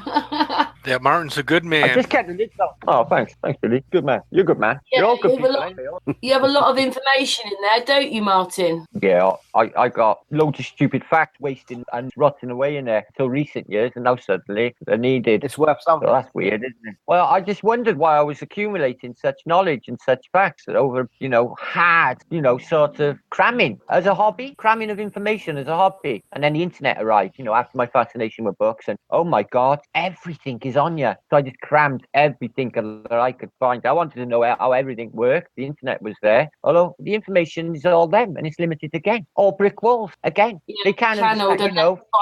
You got to find it yourself. Yeah, kind of being bigger channels taking over the attention of most of the people, so they will never reach the actual information. It's exactly what's going on. I kept on, brother. I haven't grown at all, my channel. I've grown, I know I got nearly 2,000, but it's taken me 2 years of 500 videos, and the hardest work that I've done in many, many years of just, because it takes it out of you psychically. We're rowing with people and trying to, having a psychic, when you're messing with people's paradigm, okay, what I find is huge responsibility. And I don't take that that I could be messing with people's, I've had people walk out from their families. You're trying to do it in the purest way you can still. Yeah, that's it. The purest way I can. I'll guide. I won't advise people to do anything with their life. They're just going to have to realise that God's here, and we want to find out what he wants and quick, as Dave would say. And as David said on that show, sweet, he said, we are coming to something big, and I know it's happening because I can feel it in my bones. It's not just this crossroads of humanity that they have dictated. There's something else happened. It was the spiritual awakening, maybe 2012, maybe different times for different people, depending on how spiritual they were in the beginning. But I find the dark people are getting getting really dark. Light people are Yes. getting really light. Yes. This holy war is definite reality. They know it. We know it. This is why they're getting angry and we're acting really all right, peaceful about it. Our heads in. That says it all, doesn't it? So, Yeah. I've What's been. what's your take on dimensions and things like that then, Martin? Yeah, I believe they're a reality. Yeah, for sure. Yeah, from my experience, I counted what I would have said at the time was this is another world, because indeed it was. It altered my body Can I ask you frequency. a question as well, Martin? Do you think the Mandela effect is here now and it's happening and we're waking up to it? No, I think it's a load of bullshit. Anything that comes out of them, of the internet, I know it's YouTube and I know it's the internet, but it's still the internet. So Mandela, anything that I've got if I have had a paradigm or a shift in my body or immediate Mandela in my ordinary life, apart from Bernstein fucking Bears, because what I can see, Craig, right, is they're getting rid of books, right? They closed 700 libraries in Britain in the last 5 years. They're closing another 700 in the next 7 years. All libraries will go because they don't want the written words. Why don't they want the written words? Because it can't be altered. And where will all written words be? On PDF form on our computers, so that they can be altered from the initial print. Leslie would say, Leslie Palmer, that they are dictating, right, using CERN, they are dictating the wave function collapse, right, using CERN, before we actually perceive it. So they're dictating our reality, he would say. And he reckons they changed the lettering on the St. James Bible and stuff like that. But for me, nothing's more important than our spiritual journey. If it is real, well, let everyone carry on, enjoy it, because it's not going to help my spiritual journey for me any. But I've got to say, for me, Martin, like from my side of it, I believe there is a shift, a possibility. It is there, and I've sort of seen a shift in my own experience. That's true. So, whether it's called a Mandela or deja vu, that's another thing. Look, do you know what do you think? Well, do you know this, right? It was in 2008, 11 o'clock in the morning, 12 o'clock their time in Zurich, and I was working in B&Q, and I was in the garden centre, and I was anxiously awaiting this morning for CERN to switch on, right? Their perspective is go on a screen, light up, oh, we got a shot. But what is really happening? They won't tell us. They're not going to ever tell us about what the big experiment in human history is. But that morning, I went off for a spliff, the works, which I often did during that time of day. And I sat there, and this is the only way I can explain it, guys, right? This is what it felt like. I've told a few people this. I told Funky Word did, other people. This is what I'd seen. Felt like that the world had broken away into realities. I was left on one, and everyone else was on the other. And then, and it was just after that, then a year or so after that, the flat earth came my way. But the shift that happened before the flat earth, it just paved the way for me to accept it really easily, Yeah, I got to say, I jumped on the Mandela when I first got into flat earth myself, because admittedly I watched two Mandela effect films, and they were the first two like conspiracy films I watched, and then I watched the Dave Murphy flat earth one, and but now I look at the Mandela effect very much thanks to series, the way he says it. They can't change reality, they just change your perception of reality, or your perception of reality changes. That's exactly that. That's exactly what they're doing. Very clever. Because and I hope I'm not misquoting you there, series. No, that's so well put. That's it. That's exactly what's going on. People can't remember. So the first thing they do is Google something to try to confirm their memory. And what they're doing, they have these they call them the quantum 4D4 computers that are changing as we type. And they're giving different responses to different people. And it's all a big computer game. So people can't remember. They Google it instead of going to a library and looking something up in a hard text or a hard copy to verify the reality. Everyone in this digital age relies upon the internet for their knowledge and to compare what they know or what they thought they'd know. So if they change the internet knowledge, they're changing your reality on how you perceive it.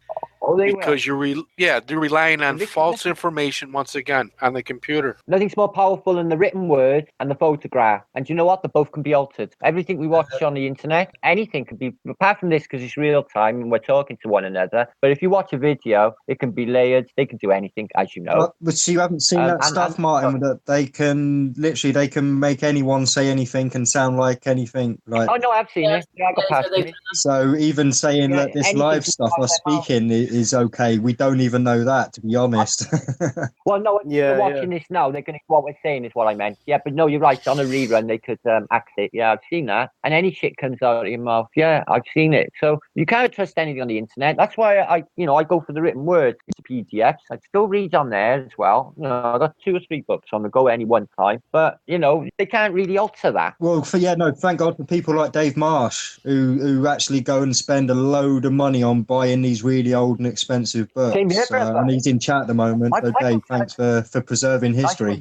Yeah, and for all the research he does as well. My books, I got my earliest books up there. I collect them. I got physics books from the 1880s. My earliest one is 1804. Text 1820s. I've got all my maps, my old atlases I got from the 1870s, 80s, 1900s, 1930s, right up to the present day. I collect them. It's worth doing. Atlases, mainly.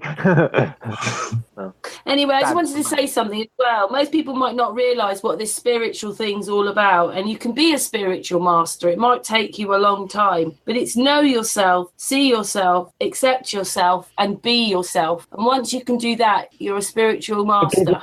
Forgive yourself for anything you've done in the past. Move on, because I tell you something else I don't do, guys, flat earther, right, guys? Don't pass anymore. I mean, I used to sit there and think about when I was a teenager and all the things I used to do, miss it with a broken heart. And then I used to think about my years, my decades in the Merchant Navy and, every week in a different country and the way I lived my life like a king. And it's all gone. And that really upset me if I sit and think about it. But I don't. I don't think about the 30 years I spent with possibly the wrong partner. I don't. I just don't think about the past. I am living very much in the moment, making the most of every moment with you fucking beautiful people. It don't get better than that, guys. This connection we got, the flat earthers, if people don't recognize how fucking awesome and special it is. Yeah. It's more than coming up with ideas. It's because we've all realized something so fundamental to our reality. It's incredible. And we all bring something different to the table. We all bring something different to the table. Well, I know this might seem a bit sloppy, but I think Martin, after what Martin just said, we have to have another group hug. Come on, then. Hugs of love and light and understanding. That was nice. I do get a little buzz on from that. Tonight, Martin. As well. We do a lot of group hugs over here. That's one thing I noticed. Okay. High fives. There you go. Hey. Nice one. I like that one. See, ocean don't mean nothing. Quantum physics, exactly. Spooky accidents don't mean nothing. We're all connected anyway. People will talk to me. I won't even see them. And just through their words, I can feel their emotions. Now, that's because I'm a high-end empath, yes. Martin! Words is crazy. Yay! Can I say something? I've met Martin once, but he made me feel like he made me feel like I'd always known you, and I'd only met you once at that space centre, but you were doing something, you were talking to me as if you'd always known me. But yes. But if I'm not in the mood, if I'm not in people, because then vibration ain't right, I'm just going to not even interact with them. I'm just going to be like, not selfish, just going to blank them, I just ain't going there. I'm like that, I just won't go to the wall. Yeah. Well, to be honest, there's just, as you know, like when you're a flat earther, there's just nobody around me like in the community. Although today, listen to this, guys, listen to this. I'm going to the supermarket today, right? 2 young fellas shouts to me out of the window. There he is. No, hang on, mate. Oh, God, what are you going to try and sell me now? He comes down to the door, and the one guy goes, there he is, ma'am, look, flat earth British. Oh, hiya, love, I seen you on the movies. Right? On the movies, right? I know, that's what he said. I seen you on the movies. And I'm like, oh, I love you, little old lady. I know. And, fellas, he's about 30, and he got his younger brother. And they watch me on you. They watch me on there you go. You are known. I got a known man after all. I've had so many flat earthers come here. It's unbelievable. I've had a good dozen to the house. People just turn up random. This is what I want. A giant marquee by you and a big flat earth party. Yeah. Nice. Be nice. Girls, grinding bass, bit of funky time, having a dance, nice chilling out. All the flat earthers over and have a proper flat earth party. That's what I would like. Oh dear, Martin, what have you done? There's going to be hundreds turning up now for a party. I know that. Well, I'll just have to get a bigger tent. But Eddie's all right. He's not a big guy next door. He's all right. He's a bit of a party person. But I would love that. Can you imagine a flat earth do that would be? I would love that. I love. And you film it as well. Yeah, it would. See what I mean? It's just you're an international celebrity, Martin. Because one of my daughter's friends, when I told her to watch Jamie Brown's Hangout, remember the time me and you did a hangout on Jamie Brown? Yeah. And goes like this. You know Flat Earth British? I go, yeah, we go way back, me and Mark. Sure we do. Oh yeah, So that is. like a celebrity. You I know, was like it last they were. Yeah, he couldn't believe that.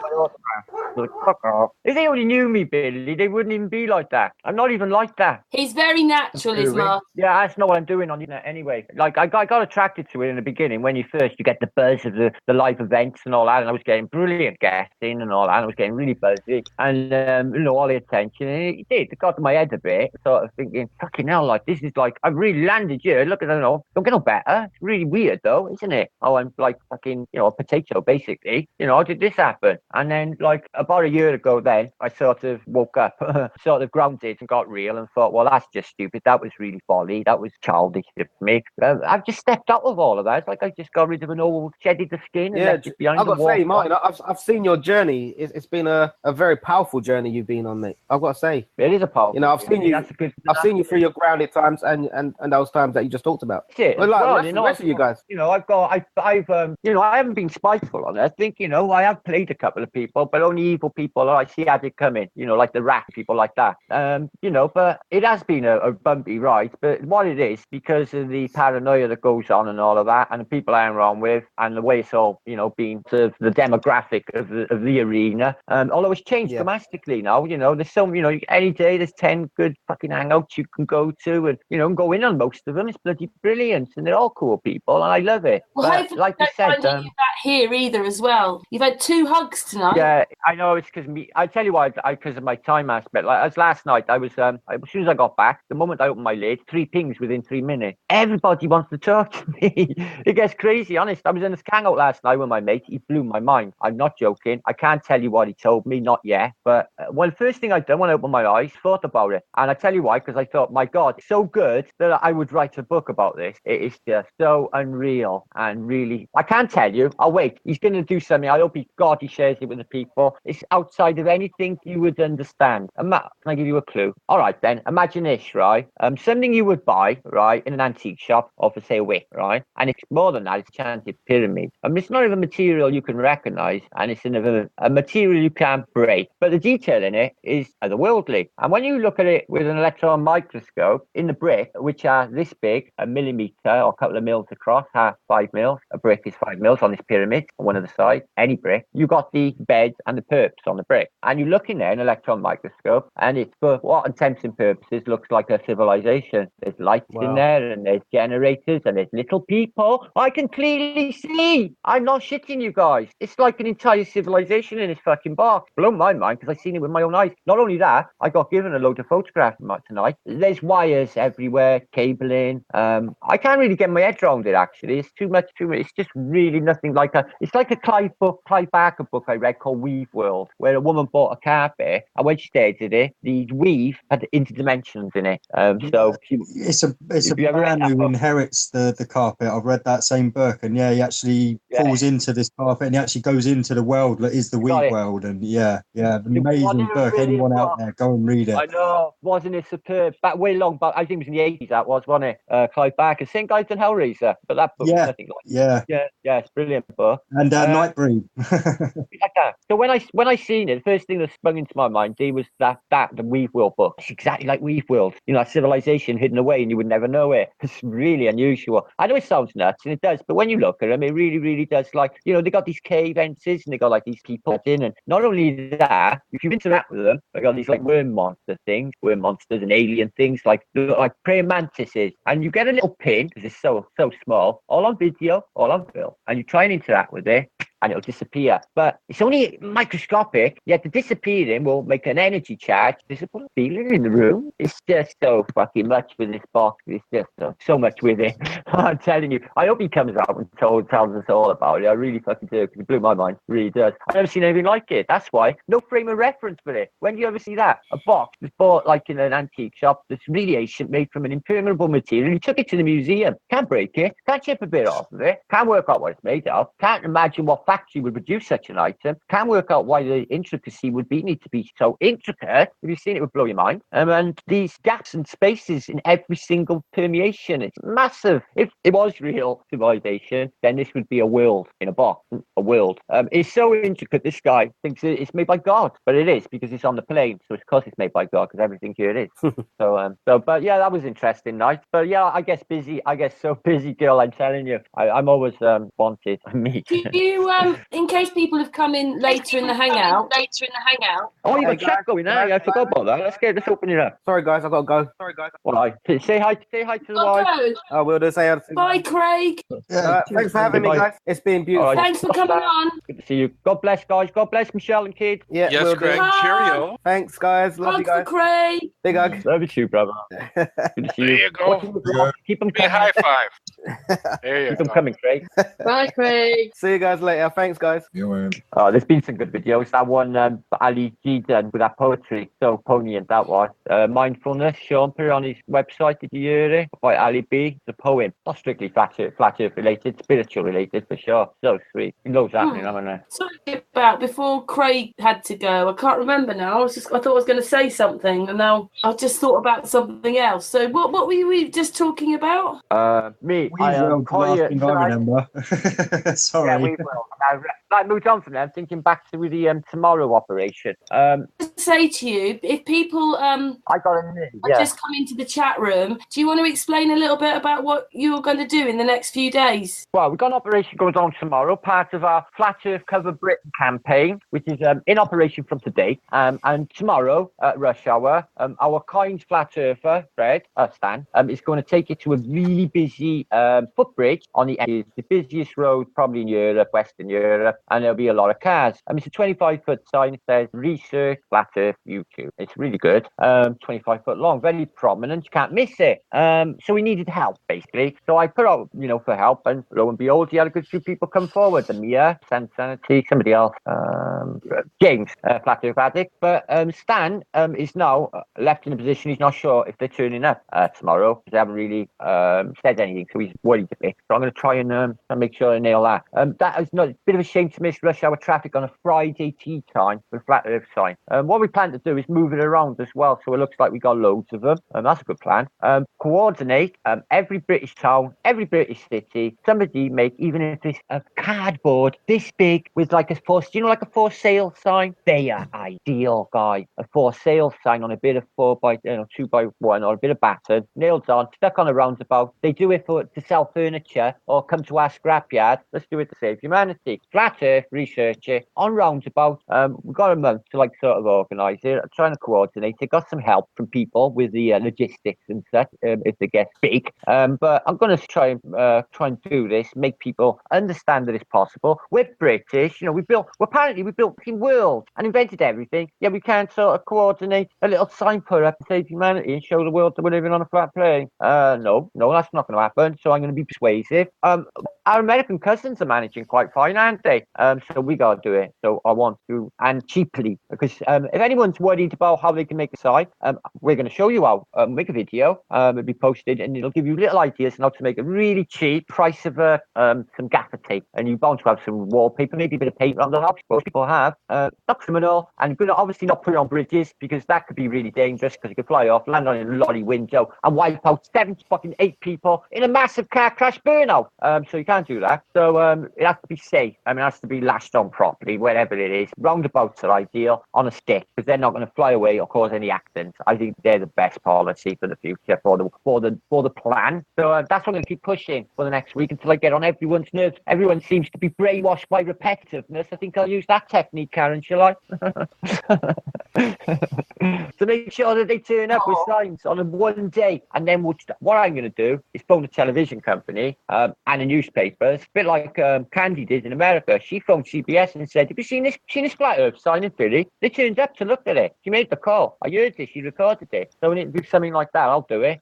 Phone the BBC. So you put your signs out tomorrow, Martin? No, I've just been arranging it. This is in London on the M25. I go. It's 167 miles away though. But I've organised or helped job to organise people in London to lend him a hand. The only problem is, as yet, they haven't verified it because he wants to get up tomorrow tea time. We've got a day to go. I'll nail it. But I thought that if we could do that on every busy intersection in every city on one certain day. You need to do it bigger, yeah? In the end, would you like to do this? We pick a day in the future and everybody just stick a flat earth sign outside their door.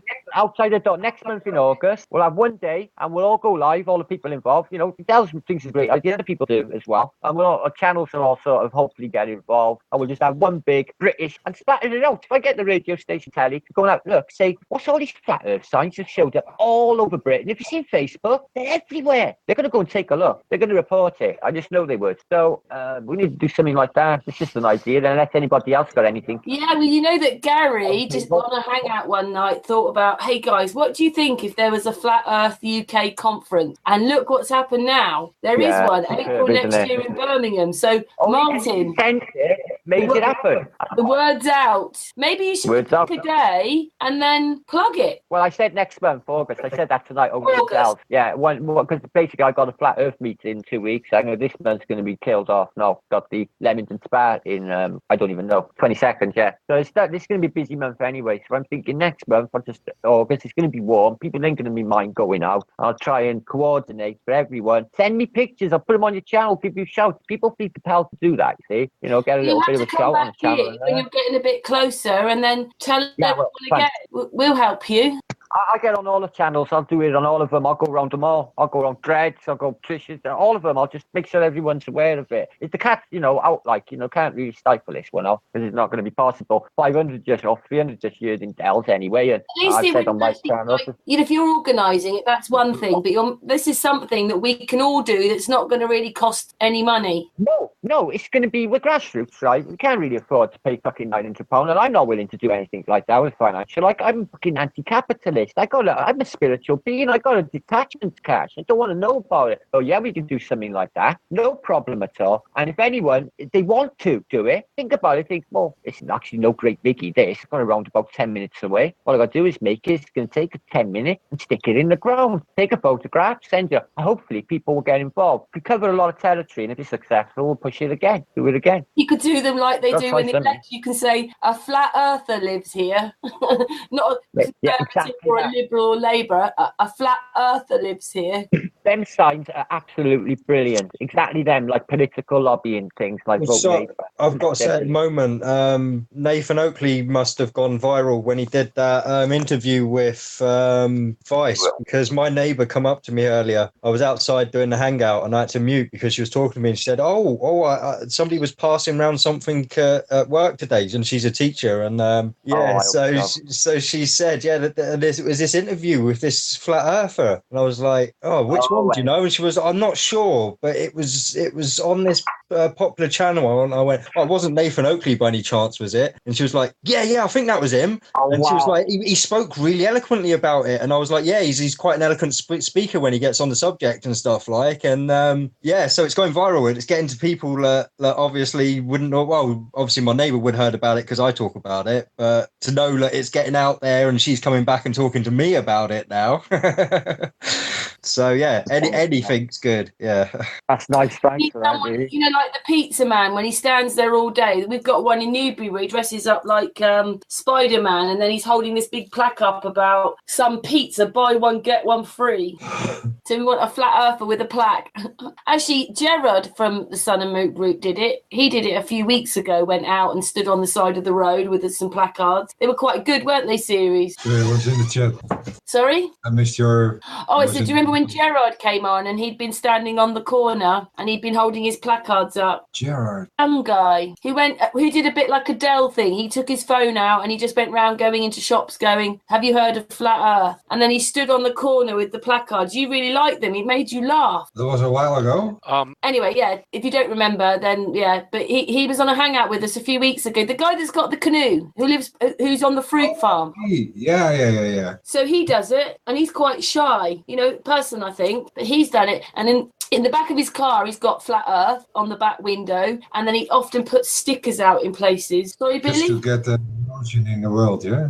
People actually see the words. I was going to say, I have a YouTuber, his name is Authentic Intent, I don't know if someone's. Yeah, I know him. Yeah, he's fine. Okay, Make him on, yeah. he's great. He's great, all right. He's doing very Yeah. well. And really tough for him. Yeah, he's a hell of a guy. I really like. I talked to him earlier. I always do. Great. He's got some cojones, I'll tell you that much. Yeah. He walked into he walked into a state capitol and was talking flat Earth. Unbelievable. He went live. He had a live thing today, right, Billy, where he said about was it cystic fibrosis scandal? Yes. I don't know whether foundation. Is it a scam? Is it? No, he has cystic fibrosis. He thinks it is. A lot of the treatment. He's very knowledgeable about cystic fibrosis. Right. He's had it ever since a youth, and he says he can cure it himself. He does. He stopped all treatments and stuff because he didn't believe that the Cystic Fibrosis Society was legit money scam. That wouldn't surprise me. That would not surprise me in the slightest. So he's onto something there. And it's all corrupt, all of it. Doctors.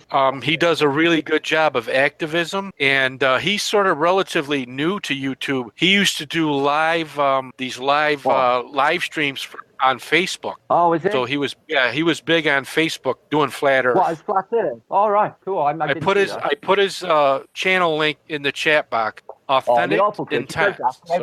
Can I ask you something? Did you all believe that you'd be such activists in your time? Like, yeah, I've always been activist. I used to collect money for the Mujahideen when I was a skinhead. You know, the Afghan rebels. I've always I persuaded my entire school to go on strike and march to the city hall, which we did. I got photographed of me. Yeah, when I was a skinhead. Of me in the Echo, a photograph of me persuading. We're all marching basically with banners. What's the matter with the clothes we're wearing? Was #1 at the time, Billy Joel. You remember that song, Billy? Yes. What's the matter with the clothes I'm wearing? Can't you tell like it's time to white? That one. So that was #1 at the time. That is the analogy for all of the placards. Same thing again. And we marched all the way to City Hall, all the school on strike. And they hated my gut for that. They did. So yeah, political activism's in my blood. I've been doing this shit a long time, and this is perfect for me. Perfect. Everything, yeah. Just you know, carry on. We did have a good idea of the skinheads. We did, but the thing was, is they were based on racism, and racism is obviously stupid people and ignorant. Because once you're flat Earth and you realise the way reality works, and we're all one, then obviously you can't hate them for anybody else. Because you just be hating yourself, and if you dislike or hate anyone else, just hating and disliking yourself. If you're obsessed with anyone, it's a bit more upbeat. The movement, though. Okay, we have the bad side of it with everybody fighting, but do you feel that the tempo's moving up now? Because we all want this. We want this to come out. It's changed pace and it's a changing dynamic. As I said, this opens up. You know, what I love is every day I come on here and there's a fresh new person on there and you click it and it's somebody just normal coming out with flat Earth with an iron conviction. And, you know, every single day I see that, I'm just full with pride. I think, oh my God, they're waking up all over the world. It's just so cool. That's what I love. You know, the one thing we think, though, Martin, is that actually it is going to be the people that time. It's the people. It's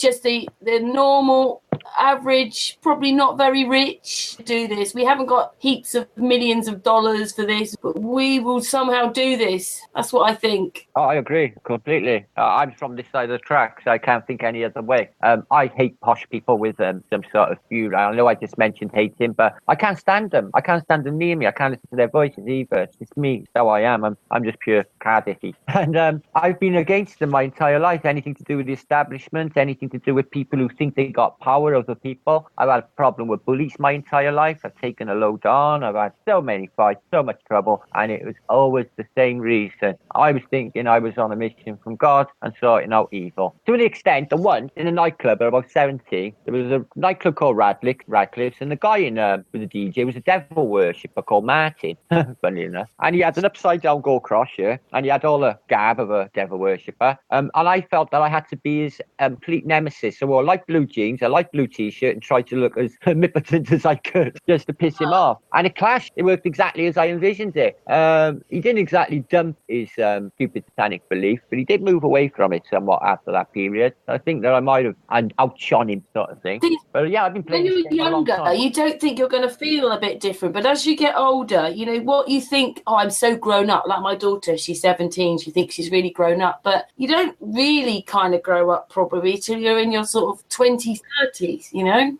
Yeah, I agree completely. And not only that, you fit your body better as well. Like I don't have to get ill or anything because I know my body frequency. Dave's the same. Dave Murphy will tell you he can just alter his body frequency, know what his body needs to cure it. I'm the same because I've been living in this body. This soul's been living in this body for 50 years this year. I got used to its rhythms and its frequency. It's like an old suit, and I think that's what happens with age as well. Apart from you mature and experience, and as you said, you don't really grow up. I'm childish still, Aaron, and I'm 50, and I'm still like a kid. I am. My son's more responsible and grown up than I am. But there's a good part of that, though. In a sense, we should all be like children. We should still be able to skip through the fields and hold hands and have that childish. We're only big children. In the sense where that story of Joe actually tells us there is no difference between the child and the master, other than that one knows it and the other completely not. But coming from the child to the master, from unconscious to conscious, we need the stairs of the mind. Good. But in we get stuck on the stair and think that is the point of rest. But the only place we have rest is on the master. And kind of being the master is the same as being the child, but then completely, fully conscious of it and pure. Not just that, you know what children are like. They take a picture of a child, you capture them pulling a face. As we get older, our faces just go down and down in the photograph. You know, no one's smiling, no one's being silly. Everybody's got like zombies. So it's okay to know we've all got a child inside us. We're just big kids. You should remember it. I'm a creature of spontaneity as well. I'll do things spontaneous. You like that? It'll come to me all of a sudden, and I'll just start either like dancing or singing. Or I'm a real creature of spontaneity. If you look into spirituality, spontaneity is a big part of spiritual process, a spiritual advance. You're a happy-go-lucky person, aren't you? Yeah, definitely. I don't let nothing get me down or anyone. And I don't fear. I don't scare. I'm not scared of anyone. I don't give a shit about anything, really. Only my family and my people, and that's it, really, for me. Especially with the flat earth, that means a hell of a lot to me. I mean, that really means a lot to me now because it's relationships forged over quite a period of time. This 2 years may as well have been 100 for me. And all of the people that I've been in these hangouts with, I've been blessed over the years. I really have. And God, what an honour, eh? Well, you're much a communicator, aren't you, Martin? You're a communicator. I'm not really eloquent, but I've got a way with words, so I've been told. That's about it, really. A gift of the gab, yeah, and I'm a good salesman. About it, really. We love our Martin. You have a tremendous sense of humor, Martin. You keep it loose. I like the way you do your videos, and I like the way you do your hangouts, and I loved every minute of it, and I love you dearly, my brother. And I just want you to know that. I wanted to state that publicly. Brother. I love having you around, man. It brings a lovely buzz with you everywhere you go, man. But there's a lot of love in the hangout tonight. There's a lot of love in the hangout. Yeah, I bring the love. I go around. I met a guy tonight, and when I went to the supermarket, and he was spreading love. It's like this woman was really shit. She said, "The till's closed, love," and give me a smirk. I was like, "Well, I only got a salad. I had a little like sort of salad in my hand. I only wanted that." He's like, "No, we're closed." I was like, "Oh, all right then." But they joined this big long queue, and the moment after about 5 minutes, he decided to open it. And I just said under my breath, "Oh, that wasn't very nice." And the guy turned around. He said, "Don't worry, mate. Keep spreading the love." I thought, wow, yeah, man, I do anyway. But how tuned in? Like, I'm a complete stranger. I bet in reality, though, Martin, it's not many places you can go anymore without being recognised, really, though, is there? Oh, man. I don't anyway. I'm well known around here, but I mean, yeah, I guess I've had people knock the door out of the blue really weird. And, you know, some guy knocked my door back about 2-3 months ago and went, I've seen you on YouTube with 4 bags of food. Like, what's that for? Just in case you needed it. Well, I don't really. I'm all right, though. Well, thank you. Wow. And he went. He must have thought I was strapped for cash or something, and he brought a load of food, yeah. I'm not joking. See me on YouTube. Aww. I have it all the time. I don't know. Oh, so sweet. So I don't even know if he was a flat earth working, isn't it? That's the flat earth working. Flat earth magic, love. The real phenomena. Believe it. I see it on a daily basis. You want to know about flat earth magic? A year ago, my mother took seriously. They took seriously on my mother last year, a year ago. She gets pneumonia. They takes her into hospital, and I goes past the X-ray machine of my mother's lungs, and I see this big black mark like that, black. I just think, oh God, I know what that is. 5 minutes later, 2 specialists come up, and they say to me, "We can have a word with you and your sister." All right, then. I know where this is going. They say to me, I'm afraid your mother's got a mass on her lung. Looks, I think it's cancer. You're going to have to take her home now and get her prepared, okay? Right, okay. You know, they left us like that 6 weeks. She went back to the hospital for an x-ray. There was fucking nothing, except the prayers of 1,000 flat earth. That's what made the difference. Yeah. You know? Emotional poisoning in that you actually get freed from the poison because you get the love. Yeah, But I can't stand them poison ripples. They really bug me, and I get angry by them as well. When I feel them coming in, you know, them poison ripples, I'm like, if people do mess with me, I'm sure the devil sends his evil minions to mess with me regularly. I do get it, but I mean, the practice of kings is resisting temptations. I'm not really wanting anything now. I'm not even thinking the way. I'm not looking for a relationship, so I'm not really thinking on them levels. I'm not looking at getting wealthy, so I'm not thinking on them levels. All I'm thinking about is advancing my spirituality, helping everyone else too, finding out what we truly are, or our human potential, helping everyone else to understand as well when I find out, and share it, and share everything that I'm going through openly and honestly. That's all I'm doing. Oh, thanks. Oh, is that your mum now? Yeah. So she's okay at the moment? She's getting stronger. I bought her a wheelchair a couple of days ago. It takes her for a little walk up and down the road, like sort of get her used to the outside, because she spends too long in here as far as I'm concerned. But she eats really well. That's all I need to worry about. And she's walking around better. She's getting stronger. So yeah, it's an improving story all the time. Was it really hot in Wales today? Weather-wise? 25, 26 degrees. It was stinking hot. It was absolutely... Does it feel hotter? We've done that before when we thought, this is really hot. And you look at the temperatures they're giving you and it's like low 20s. And you think, really? No, man. That was short today. What's it say on mine? Yeah, no, you're right, because it only says 24. It was hotter than that today, wasn't it? It must be about 20, 27, 28. It was getting up to 30 today, because I was sitting there and I was just sweating profusely, just sitting there. And it got to be really hot for me to sweat, because I'm like a jungle person, you know? We had magnums in the garden, and I don't mean a handgun. I mean a nice ice cream type. I bought them for the neighbours. We had ice cream. Oh, do you get a van that comes round? No, I got a shop on the corner by here across the road. So handy. I got everything here. Got a shop across the road, 2 supermarkets by there, and a council building, fire station there, Indian takeaway there, and a post office there. Right here. So everything I need. Cool, isn't it? Sorted. Huh. God, when I was a kid, So- it was the countryside. Now we're in the city. You know that series' work, I mean, we haven't talked to you too much about series' work, but series' work is all about dimension. I know, I was listening to one the other night with him and Darwin got in, and he was trying to get in with his fourth dimension his time. But there's an element of that, might be a bit honest. I'm intrigued with this other dimension outside of time. Like, I've got a fascination with time. You may have noticed by my clocks everywhere. But I've got a fascination with the construct. Time is as real as borders and flags. Invisible lines on a map. They don't exist. Time doesn't exist, yet we perceive time as the dimension zero, in the sense that when you take the Bible, the first line in the beginning, time. There was a word, time. No, time is just a result of geometry, surely. Time and then space. Yeah, exactly. Geometry, yeah, that would create these circumstances. Then you don't have that limit of the fourth being a possible time dimension, because you have to work in the construct of space. That's how you call a dimension, I figure. And otherwise it would be time. Yeah, but we can alter the way we see time, can't we, in this reality?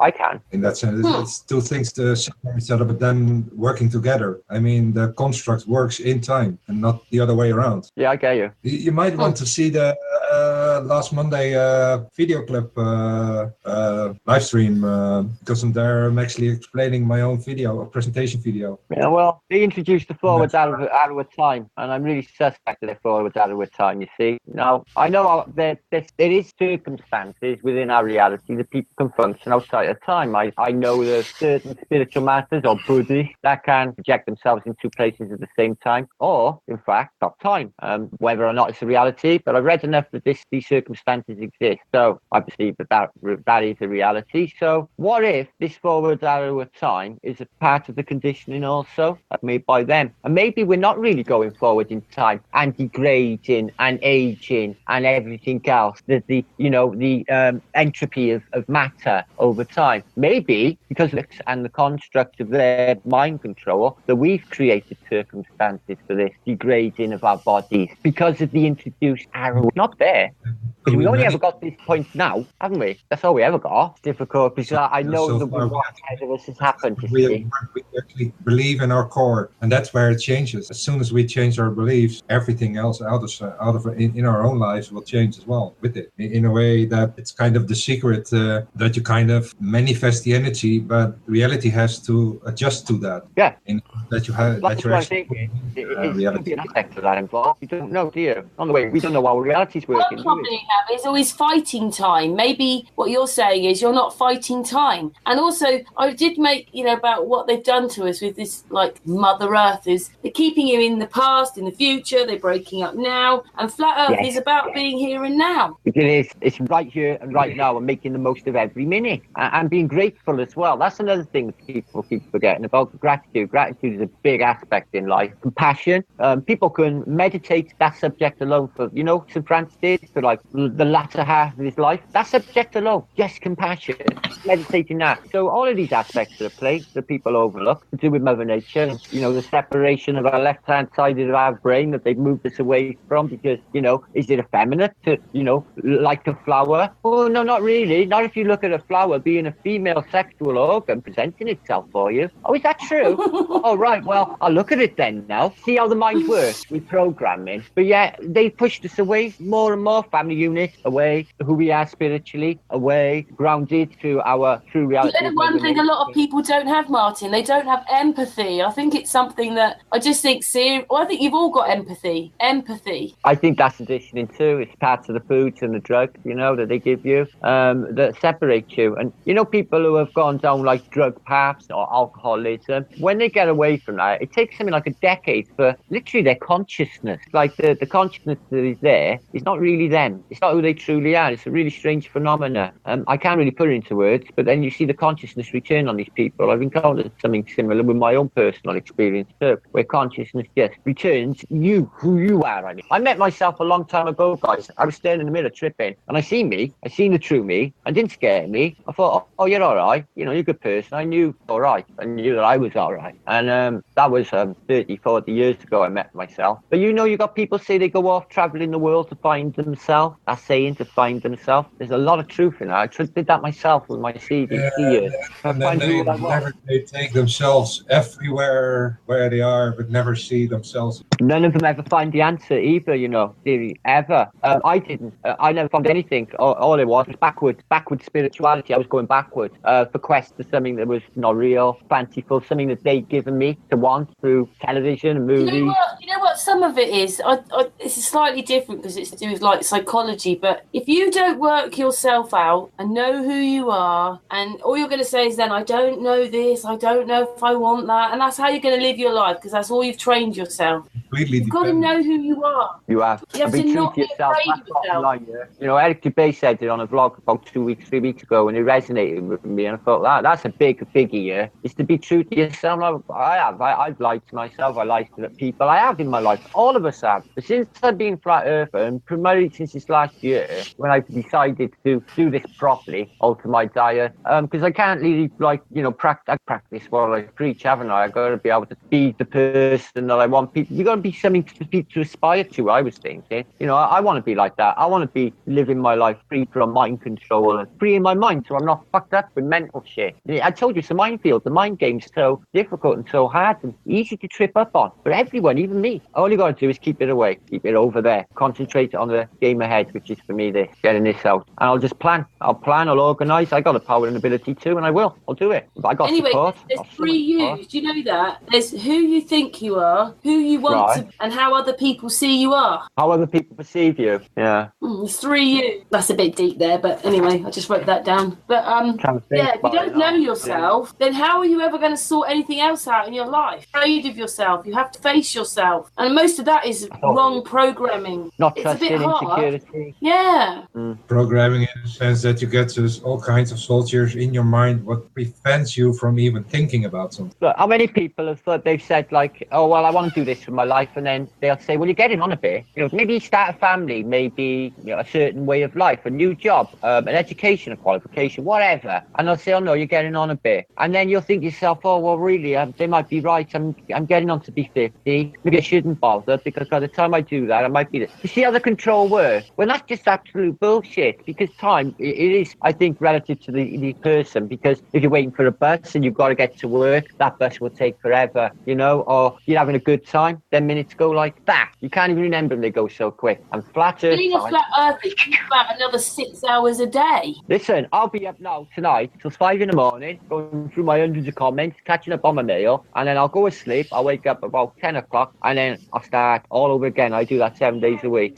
Sounds like us. That's what we're like. I don't stop. I've been like it for 2 years solid. I will stop. I've done like 24-hour, live feeds where we kept it going 24 hours with that FETV. That was way back in end of 2015. That was first of its time in the world, first FE channel in the world. It was quite good. It was, but we all got burnt out, wanted to beat one another up, tired, usual. Series has been like 24 hours for months, haven't you? Series sometimes doesn't go to sleep for like 36 hours.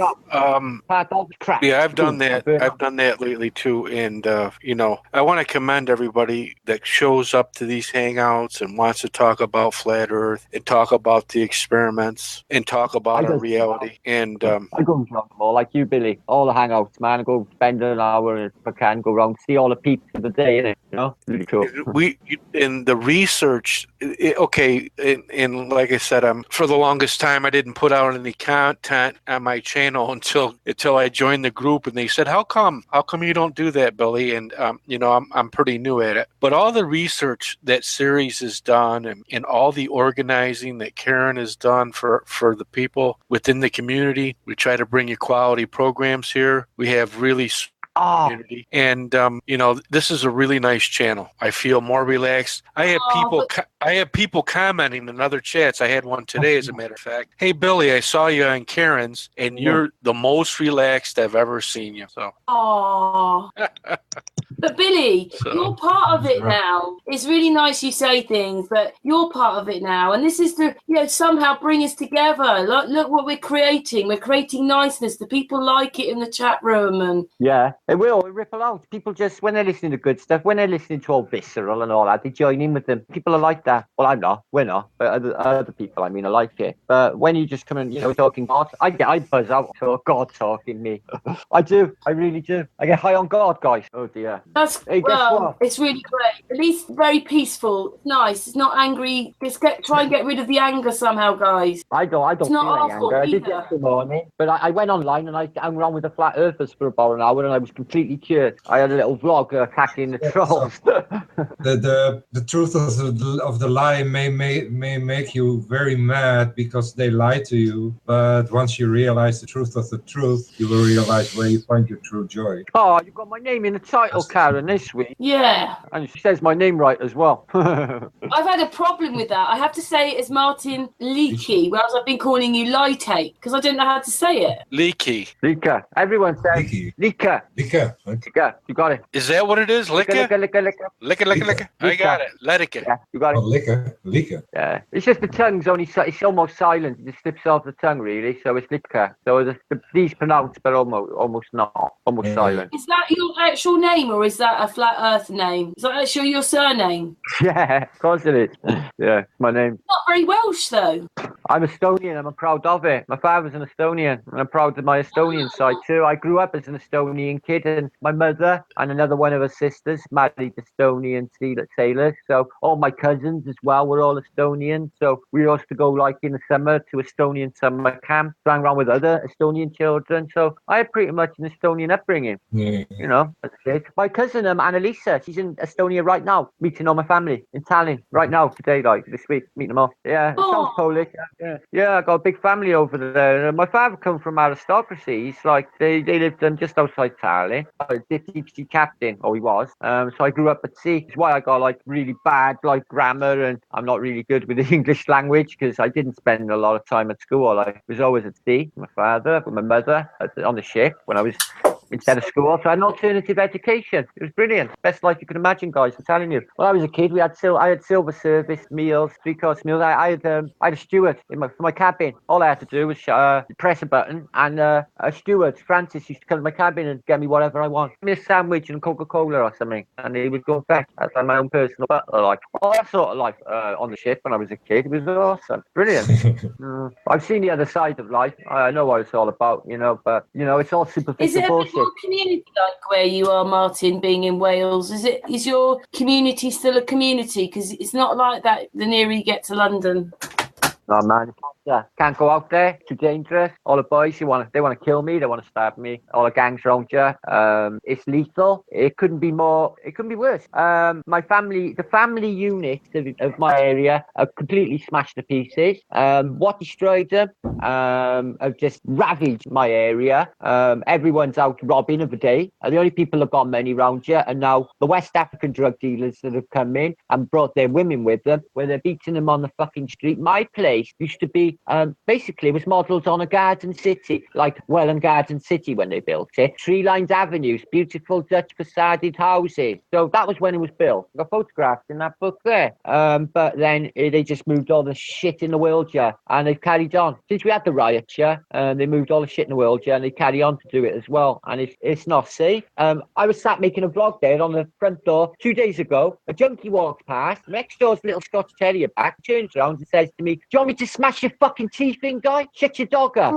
Well, I haven't even got a dog. That's not mine. He's the size of your foot. This is what they're like around you. And that's me sitting on my front door. No, I just assumed that the Welsh would still be a bit more community-based. There's areas, pockets, but not here in Cardiff where I am now. It used to be the last bastion here in Ely where I live for sort of Britishness, if you like. But that disappeared in about the 90s. And that was by design by the government. We had a big riot here. And they sent government infiltrators in as well. First time I ever realised that crisis actors were a real thing was back then in 1990.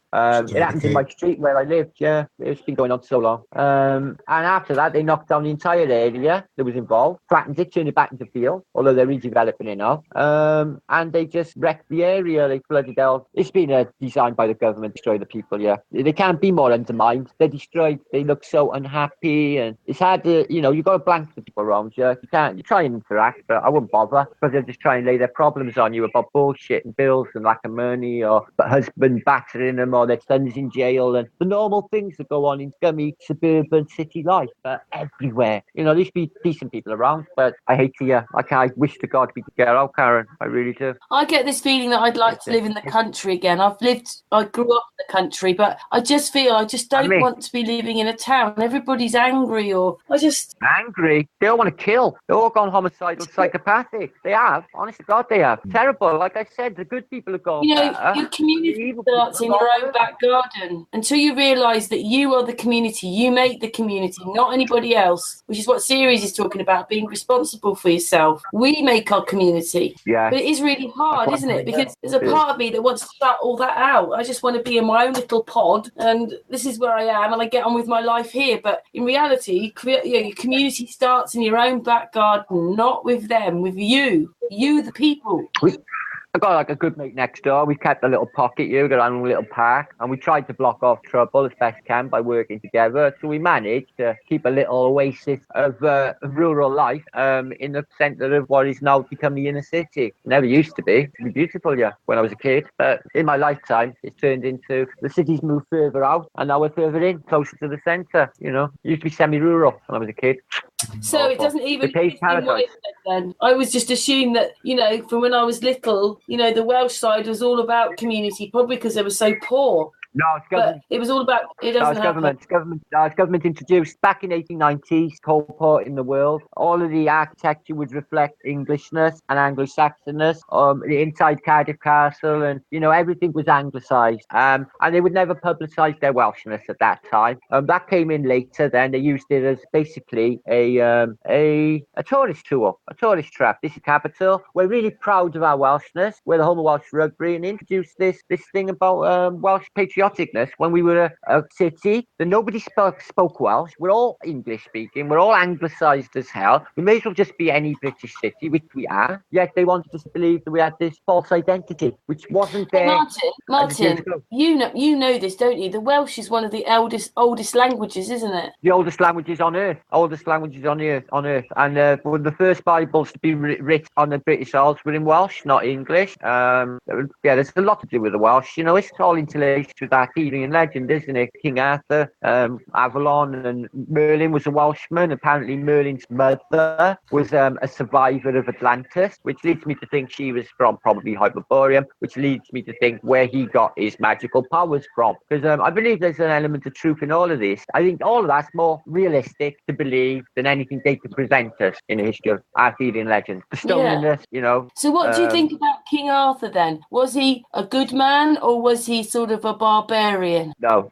I know that he was a Russian general. I know all about his life, and he is documented, and like Jesus, he's in a thing called the Gaelic Annals, the Welsh Annals, and they're in Anglesey, in Holyhead. And you can visit them, and he will say about Arthur or Uther Pendragon, which is his name, Uther Pendragon. Now, anywhere in South Wales with Pen in the name, P-E-N, like Penmark, Penmawr, Pendylan, which are little villages all over South Wales, right here, minutes away. They're places that have been visited by King Arthur in legend, and they get the name Penn because of his visit there, or in naming them. Apparently, there's a fable of a cave near Postcall you can go in, where Arthur is laying dead on a stone, and along with his knight, they watch him. And some people have walked into this cave where it's full of treasure, and then they come alive. It's in Welsh fables, just saying. So there's apparently an Arthurian legend. Okay, now battlefield near me called Battle of St Fagans, and there's a St Arthur's Cot, it's called, and it's a small hill, and it's the remainders of some sort of fort or castle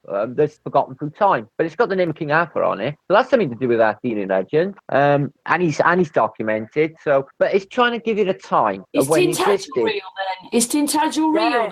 Yeah, Tintagel exists. Yeah, it's a crazy place to visit, man. I love that place. I've been there, but is it where they reckon that he lived, or is that they don't know? You know, because we got a place similar here in Wales, haven't we? We got a Tintagel type place on the South Wales coast, which you go down this staircase and this tiny little church that's cut into the side of the cliff, but down on the coast. You never know it was there. Similar to Tintagel. I think there's an element of truth in it. Cornwall and Wales are closely connected. The Cornish people have their own language, same as the Welsh language, which is closely linked to the Basque in northern Spain. The Basque people, their language is close to Welsh too. Apparently these people were interacting, but trying to put a date on King Arthur, they say it was prior to the Norman conquest in the first 1,000 years, around the 300, 400 mark. Well, that's bullshit. I don't even believe that 1,000 years existed. I think King Arthur might have existed, but more recently. I think there's something in it. I think something in all of that, what they tell us about all the magic things that were happening on this plane, and all of that, I think is real. I really do. All of it. And this book's going to tell me all about it, guys. I'll let you know, right? What page are you on at the moment, then? First chapter. I only started today. I just finished that one yesterday. I only got them 2 days ago. But the pictures in there are sublime. Flat earthy. Sure, that one. It's got a flat earth, got a little landmass, the flat earth, sun in the moon, right? But there's a third sun, a second sun in the picture. So take a look. I don't know whether you can see that. You got the sun there. You got the sun there, and you got the moon there. There's 2 suns. There and there, there and there. They both got smiley faces. There's 2 suns, not the same sun. It's 2 suns. So why is it showing 2 suns on there? And there's language in that sun, Hebrew language. And I wonder what it bloody says. And also all sorts of esoteric meanings around both the two. I'll decipher this, guys. Don't worry, I'll get into it. But the pictures are sublime. This screams out to me. This book. Read me.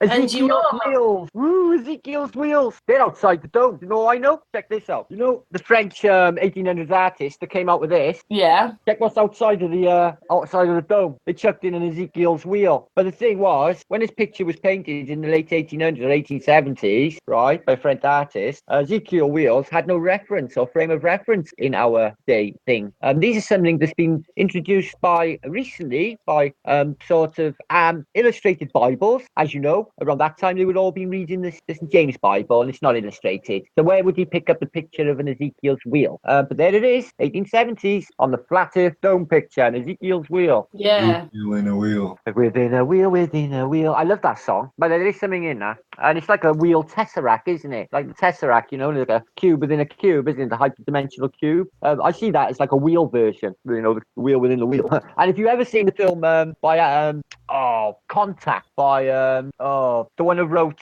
Cosmos, Carl Sagan.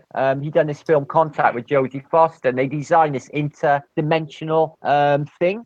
Basically, this interlacing, like a gyro, it looked like, and there was a dome inside, and it span, and then this thing went through, and she went into another dimension. If you haven't seen the film, it's incredible, but it's a bit of a holographic universe going on, because she looks at the sky, she goes like that and ripples it with her fingers. How could I have known? So cool. But it's Ezekiel's wheels again. Seems that there's a connection with interdimensional portal, time travel. But you put them things on where the veil is thin, guys. You were going through and you can take a look. Martin, People see, do. you put a picture on. I can see it. Flower of life in there. The wheel in a wheel in a wheel in a wheel. I can see it. And that's fractal. That would go on forever, internally, if you followed that. I wouldn't say how far that would go in. That's like a Mandelbrot set, that is. I bet you any money on the Internode. I bet you can go in. I've seen a Mandelbrot set. And every time you went into the circle of the circle of the circle, it would keep going in and keep going in for eternity, fractally. Crazy. It's practically the same working here. This is kind of the bigger body of the 7 chakras. Yes, I can see that. That's within our body the same, but we are here exactly in the middle, in the center, little square, little region. You need to speak to it. You really do. Yeah, you have this 5th dimensional looping above and below as the complete split up of the dimension, what is just horizontal line. But it splits up in that 8 figure to even express the 5th dimensional circle. And itself is a double toroid field over the 4th dimension, what is forward, straight in the picture. I feel there's something like that going on. Yeah, and then you have this double snake system of the chakra systems, what is within our body the same. And yeah, if you ask me, this is at least up till the 7th. And there is probably 13 that you have 7 completely on the top with 6 below. Yeah, you have 7 verses in the Lord's Prayer, 7 chakras, a lot of 7s. But you know Itmar, you need to talk to. He draws these things, right, using a protractor, and he does what's called circles. But he starts with a flower of life, and he builds out, and he gets a stunning geometric shape, and everyone is different. They're a bit like a spirograph. I don't know if you had a spirograph, kids. Very much like that. But what he said is the technique of doing it takes, say, 90%, but there's 10% that's left over to consciousness, and the universe will fill it in for you. It's like open for information coming in with you in these circles, and you want to see the creations he's come out with, guys. I've never seen nothing like a collection of them he sent me. There's a guy who lives in Estonia, same city my father comes from, believe it or not, the same city. What's the chances, guys? I know, flat earthers, it's really strange. I know. Are you picking up on any of those number days, Martin? You remember that you get those numbers? Today. I wanted to sign. Today. I looked down on my feed, and my 111 presents itself every day. My number, it was been there all my life. So many things do in my life, that number. And I looked down, and a video on the site was a radio show I was going to listen to, Mark Sargent on Geo, and it was timed at 1 hour 11 minutes. I thought, oh, well, I'll listen to that. And the video above it, I was going to watch after that, was also on 111. And I thought, no, you got to be joking. And then about a minute later, a 1111 presented itself to me. And I thought, all right, God, I don't need to question you. It's there. I understand. Don't worry. Thank you. No, this is like a coincidence. That's a zillion, squillion, billion, trillion to 1 permeation. That can't happen. It keeps presenting itself. Well, if I have like a weak mental moment or something, God will let me know that you're on the right path. You're doing the right thing. Because I panic a bit sometimes, guys, about responsibility. I gotta be honest. It is a biggie, innit? Especially when you take the responsibility, like we've done, Karen, of coming out, all of us guys, really, and speaking about this. It is a biggie, isn't it? It can be construed by mainstream as being quite nuts. But we know we're not. We know what's going on, but it's difficult. Where's your remote, love? I'll do that for you. Sorry. I have to say that when Martin's talking, he's telling the truth. You're such an open person. I've met you, so I know that you're a real person. Like I said, I was talking to you, and you made me feel like I'd known you forever, and I just met you. Don't say that to me, though. But I'm not like with everyone. I'm not. But I tell you what, I've got an affinity with flat earthers. I have, Karen. I just flat earthers are like that. I've been on meets, a few of them. I've been on 4 flat earth meets now, and you just like when you're not like with any other people you ever meet. You're all talking about the same stuff. You all believe the same stuff. It's awesome. It really is. It's the best. Yeah. If you can, everybody, meet up with other flat earthers if you can. It'll make you feel better. Yeah. Oh, My Karen, wife just right? loves it when I do the Martin imitation. She cracks up. So Go on, then. What's the Tell me matter? this, then. What's that, Martin speaking. That's not bad. Oi, oi, oi. Well, I That's actually can't do not it bad. exactly like you. I'm just saying. What do I do, Billy? Moral dilemma, right? Next door neighbour went fishing yesterday and he brought me back a haddock. Beautiful, but it was a fish. I said, what am I supposed to do with that? He said, well, you chop his head off and then you scrape his guts out and you fry it. It'd be beautiful. I can't chop his head off. It's looking at me. I don't know what to do with it. I think I'll give it cats or something and just lie. But what would you do? What do you do? It's such a terrible situation. He was looking at me, Karen. Oh, I'm You can saying get it now, one off meat now. The Chinese eat the fish while it's still alive. They cut it open and eat it. Yeah. Yeah, what about those that eat those octopuses like little octopuses? Oh, They're I don't alive. like it when he does that, Karen. And they battles them, don't they? They go, Yeah, and their legs wrap round their chins and that, and I just think, oh. would I doing that? Chokes them. To me, that would be a horror story. That'd be a horror movie. This thing crawling on my face as I'm eating it. Oh.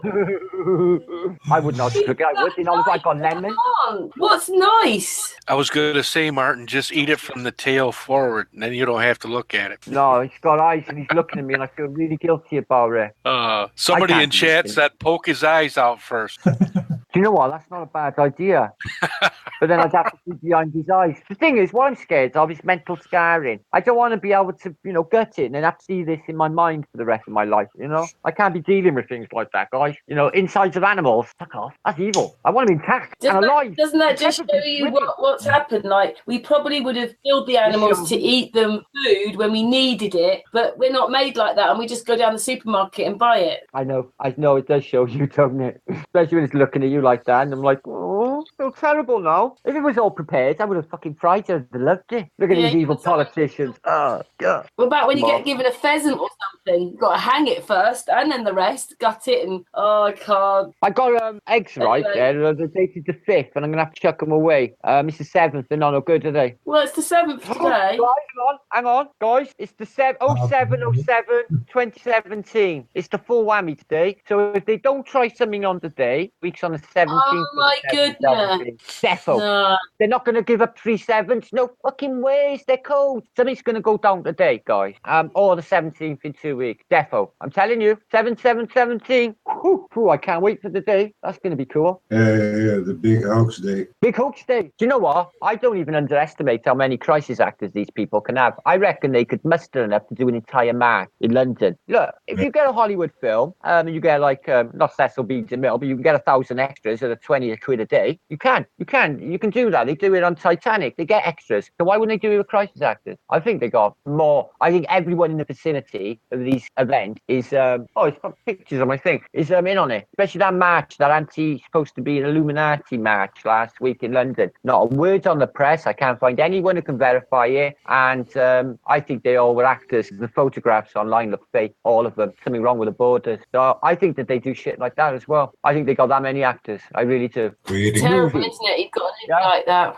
Acting the fake news. Well, look, if they can do it for movies, why wouldn't they do it for fake news? Of course they would. And they do. They make it a big movie. This amount of effort, though. This effort to live a fake life. They're going to keep it going. I think it's going to crumbling down because people are seeing between the lies now, especially with Grenfell. I think that definitely woke a lot of people up, definitely. Not just the flat earth, but I mean to the fact that your government could kill you because you're poor. Because a lot of people have woken up in the last couple of weeks to that fact, haven't they? Look, talk of the devil, it's on the telly. You ought to appear. It's not weird. Well, I really hope nothing happens today because I just want them to leave us alone. Leave us alone. I just can't see him giving up that day. The hoax reports first, probably. It's just an onslaught of bad things, one after the other, after the other. It's an onslaught on the senses, I'm telling you. The battle of the senses, the war on the senses. They want to know why we're on here talking to each other and having these kind of hangouts and there's people in the chat room because we don't want to watch it anymore. Yeah, we're calling one another, trying to bloody deprogram from the shit that they give us. That's what's going on here. Deprogramming. Yeah, just think about that particular meme with somebody on the TV shouting about terrorism. What can we do? And then the smart guy in front of the TV click. That's what you can do. Yeah. I think these actors came in with 9/11. There was this one guy that kept picked, and he was basically saying, "Oh, the aeroplane flew in, and due to the weight of the aeroplane, the building collapsed." Yeah. It was like keeping the public through that news. It was being fed to the public that something had happened like that, and people, did you hear that on the news? The plane went in, and due to the weight of the plane, the building collapsed, all that kind of stuff. But it's a bit like you say, well, how would he know that seconds afterwards? Predictive programming told you he was a definite actor, that guy. No doubt about it, 100%. Definitely. About predictive, in 45, they already mentioned it of 9/11. And then the buildings were not even built yet. Yeah, they predicted program back as far as then. I've seen loads of clues to it. And the first not the first 9/11, first Twin Towers bombing. Have you looked into that? Huge bomb went off in the cellar years before. My brother has about 6 or 7 years before. Of all kinds of imagery from 9/11, what was never shown. And I'm very curious there. I would like to go back to the day to see it all over again is what I would do, because it was happening so quick and fluid on the telly. You didn't know what was happening, did you? It was like, is this the end of the world? Is there going to be a nuclear war? And everyone's thinking it looked like to me. It actually looked like one of those like Bruce Willis or Arnold Schwarzenegger films, but the only thing is the hero didn't save us. Yeah, I know. Hero. It was a strange morning, that was. I mean, I know that we've watched it over and over again, but when you actually look at the footage of that build, the Twin Towers coming down, is that real? I'm just not... It's difficult to know. Is that real, what we thought? It's difficult to know. Honestly, they can do hypnosis and predictive programming to the extent that people will doubt their own senses and doubt their own memories. Well, people will put the narrative of the television over their own memory. So I've seen an experiment when somebody sat in a table with a load of other students, bullshit, and he knows that it's bullshit, but he goes along with the bullshit because he doesn't want to go against the crowd. Well, that is what'll happen. There'll be an element of that going on. Most people just join in. I saw a video about just a waiting room at the doctor's place or something, and there was some kind of bell going off in the background, and then everybody stood up, and that was the actor's part. The one who came coming in actually joined in eventually. It's the same I've seen it. It's the same documentary in that waiting room. Yeah. She was the there. And then new crowd came in, and nobody knew about this whole thing. And she managed actually to give it on to the rest by standing up every time, and the rest joined in. And even practically everybody joined in, and nobody knew why. I know. That's how people behave. You gotta bear that in mind. Well, not us, but I mean most mainstream people will just go with the flow. I have witnessed it in the FE though. People go in with whatever and join in the crowd. Don't do that. That's dangerous. That's how we fell for this in the first place. Global. Well, the good thing about us is that we're all individuals, but we're coming together. You can feel it. It's definitely a spiritual thing for me. It's in my heart. And me, exactly the same. Not only us, many feel the same. It's like I've never felt more sure of anything. Same, yeah. Never have I felt so sure about anything. And I do believe it's exactly what we're all thinking it is as well. Because none of us doubt it. People coming out and speaking for the first time say, this is it. This is the change for us all. This is where we make it. This is make or break it for humanity, guys. We're all doing it. This is it. And you can hear it. You can feel it in their soul that they really know this is it. So why would perfect strangers come out and say that if it's not it? Of course it's it. This is it. The spiritual awakening, the next shift humanity. Is it introduced by God? Yeah, maybe. Or is it us just change that body frequency? The thing is, our lives don't have to, how can I put it? I don't know if people will go against me, but money's not the wicked thing. It's the people. No, man. We could make a beautiful life with the technology we got to help us and our money. Properly, not for corruption. Billy, what does this all mean for you then, the flat earth? Go on, Billy. I bet you Billy will tell us. Yes, it's definitely a spiritual thing. And there's people within the flat earth community that try to take the spirituality out of it. Now, whether you believe in the Bible or not, and there's a lot of, there's a lot of wicked facets in the, church system.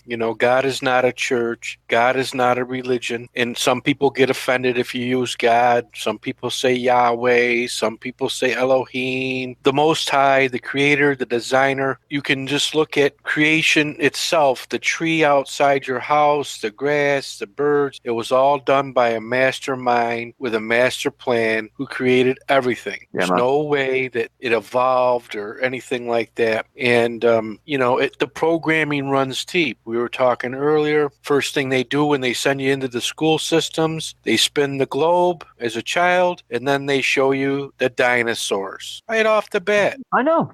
Kindergarten, and then they got the little dinosaur figurines and then they have them believing in dinosaurs, and then the cartoons that they watch, dinosaur, and the programming, they start them off young with their minds. And aliens now, isn't in the last, generation. Kids now with aliens, they think that's just normal, everyday life for them now. Right. So yeah, and so many people, they don't want to mix it, and I can see why people are leery about the Bible and about church and certain denominational religions. Is that because they've been burned? And I can sympathize with them. We've all been burned by our governments, our school systems, and we're not asking you to believe any of us. This is a journey that everyone must go on their own, and it's a discovery, like we were saying the other night. When they asked Nikola Tesla, he was an inventor, and this, he says, no, I'm more or less a discoverer. I discover things that are already there. And, flat Earth has always been here. We've been programmed not to see it, not to think about it, not to believe in our own senses. We've been robbed of our spirituality. We've been robbed about who we truly are to ourselves. And, this is what Siri said. It's not that they hide God. They hide you from yourself, your self-realization. They don't want you to obtain enlightenment because power is knowledge. And that's why they kept the power to themselves. And that's why they fed us with a bunch of pseudoscience, the truth about magnetism, and then they jammed gravity down our throat, and they hid all the truths of magnetism. They hid the truth about what the stars, sun, and moon are, and how they actually move across the plane of our Earth. And this is why people like Ceres and myself and others in the flat Earth community research all the time, because we were starved our whole life of true knowledge. And now once you get a taste of it, we have 20, 30 years to catch up on. You know what I mean? Yeah. So we've got 400, haven't we? 400 years to catch up on when they burnt all the books and burnt all the truth. I think that was around 1700s mark when they burnt the books, the Jesuits. There's evidence outside of every single town in Europe of large fires where they burnt these books. Do you think it was the same thing, Martin? A bit like what you said about, okay, we have gone onto computers, but we still should have libraries with books in it. It's the same thing. They just took out the libraries in those days. They did the same thing. Yeah, they got 56 miles of cases in the Vatican archive. If anything, it did exist. It's in there. I got doubts of the existence of the Library of Alexandria, or the story of it, and the literature that was in there of the learning schools, the mystic schools, and what they are saying that is in there that we've lost from humanity. They're blaming this what's happened to us, like from the lost knowledge in the Library of Alexandria, this esoteric knowledge of who we are and what we can do. Was saying, was it Crystal Palace or whatever? They've just they were all other buildings, and then they changed them to make them or destroyed them to. Everyone gone. Every single expo that ever was. We're in every single major city in Western Europe and America and Australia. They had them in Melbourne too, and every single one of them were destroyed by fire. The problem is they were all really ornate, established masonry. These things were built like the White House. They were built to last 1,000 years, and how these things get destroyed by fire is beyond me, because usually that would leave the infrastructure of these places intact. But no, I got photographic evidence, but there's doubts now in my mind. For the age of photography is the problem I'm finding now. The first photographs I dated are 1827 by a guy called Robert Cornelius, who was a Freemason, so we can't trust that. And the later ones are also Freemason, so we can't trust them. Now, what I think photos they're showing us of the expos in situ are from an earlier date. And how would you know if they had them stashed away from the civilization that went before us, and then they've inherited it, all of it, and everything that we got today, they've reverse engineered record from this time past, and they just basically trying to sweep it all away, and any evidence that we might pick up on through archaeology or archaeologists with a keen mind to, that don't fit. They don't do well in their careers. They'll be sacked and stuff. What they found deep in the sea in a sunken ship or something, and then they what was it?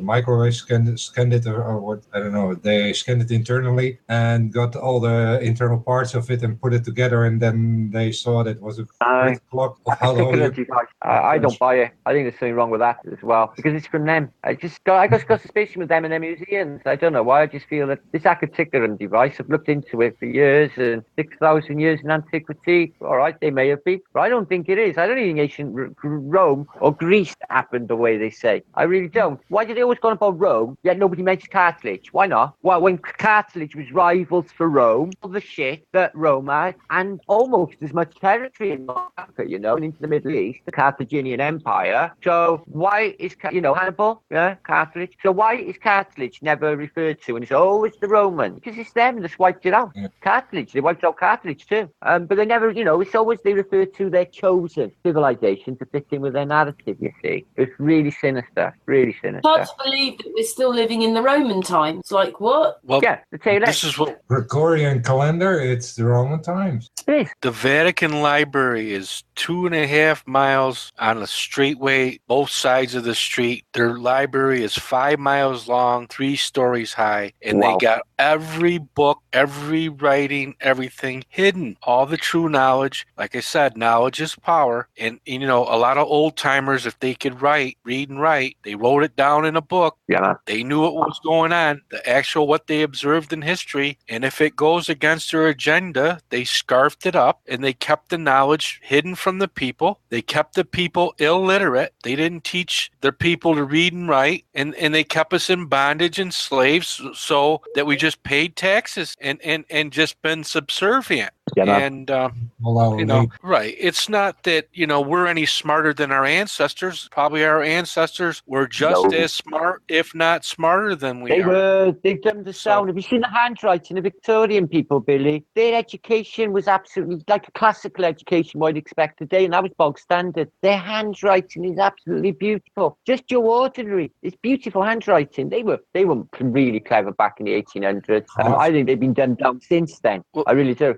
The reason why school systems were started, I think it was back in the 1500s, like 1549, it was called the Old Deluder Satan Act. And that was the only reason why we sent our children to school, to learn to read so they could read the Bible. And once they learned to read, they didn't have to go to school anymore. Yeah, man. That was it. For the King's Bible. As soon as that introduced, and they all learned this English. As you know, this English language being set up and invented because of its vibrational qualities for black magical purposes. In fact, this language, this new anglicized Anglo-Saxon language, is a cross of French and German and whatever nationality is there involved in the Anglo-Saxon. Well, no, it's French and German. And it's relatively new, and they use it because of the vibrational qualities, because it's the number one language spoken, isn't it, by Chinese, and the meaning of the words, and they push it as well. And it's going to be the most spoken language on Earth in the future by 2025. Everything's English. You go anywhere in Europe, they're speaking English. In Germany, Holland, Belgium, anywhere. We're not speaking their languages, are we? I can't go to Holland and communicate. Are they changing that again by making the English and French? Are they doing it again by taking us just to the English language, which everybody knows is not like the original language, but now everybody's speaking that one? Well, before the King James Bible, regional differences in accent, nobody could understand anyone in Britain. The people were going from Shropshire to Wiltshire and talking, and people were saying, "What you say?" They couldn't understand them. So the King James Bible was introduced to the parishes. Then everyone was, as you said, it was selected education, Billy. Wasn't for the rest of us. What did they say? Something like 25% of the people that died in the British forces in First World War were illiterate. They come all out of the slums of Manchester or Glasgow or London or Cardiff or wherever, and all of them were illiterate. 25% of a million, 250,000 men of the million that died for Britain were illiterate. So they weren't even writing in the mainstream in 1915. Makes you think how much illiteracy was going on. But it's their program. Everyone should read and write, but the way they subvert it is a crying shame.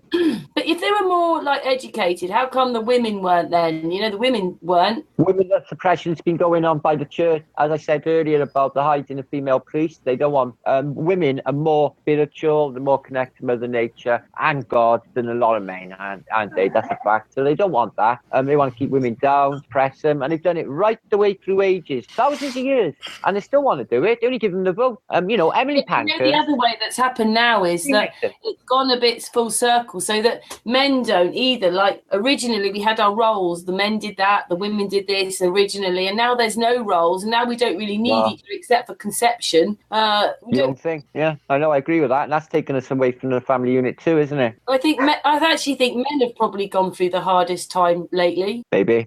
Because we still want you to open doors for us, but we want all this equality. Well, that's what was thrown at us. Yeah, but like I said, you know, that Emily Pankhurst, the suffragette, the famous one from the photograph, the one that brought out, you know, the suffragettes movement got votes for women during just before the First World War. She was a Freemason. The woman, Elizabeth Fry, the real hero, she was actually not a Freemason, but you never heard of Elizabeth Fry. Nobody even knows of her name, but she was the real action in the suffragette movement. But they publicised this woman. Why would they want a Freemason? Because they have to control the opposition. So they decided within Chambers they would give women a vote. They decided that they wouldn't do it overnight. They would drip it in, and they used Emily Pankhurst, who was a government operative from the Tavistock Institute, to bring in vote for women.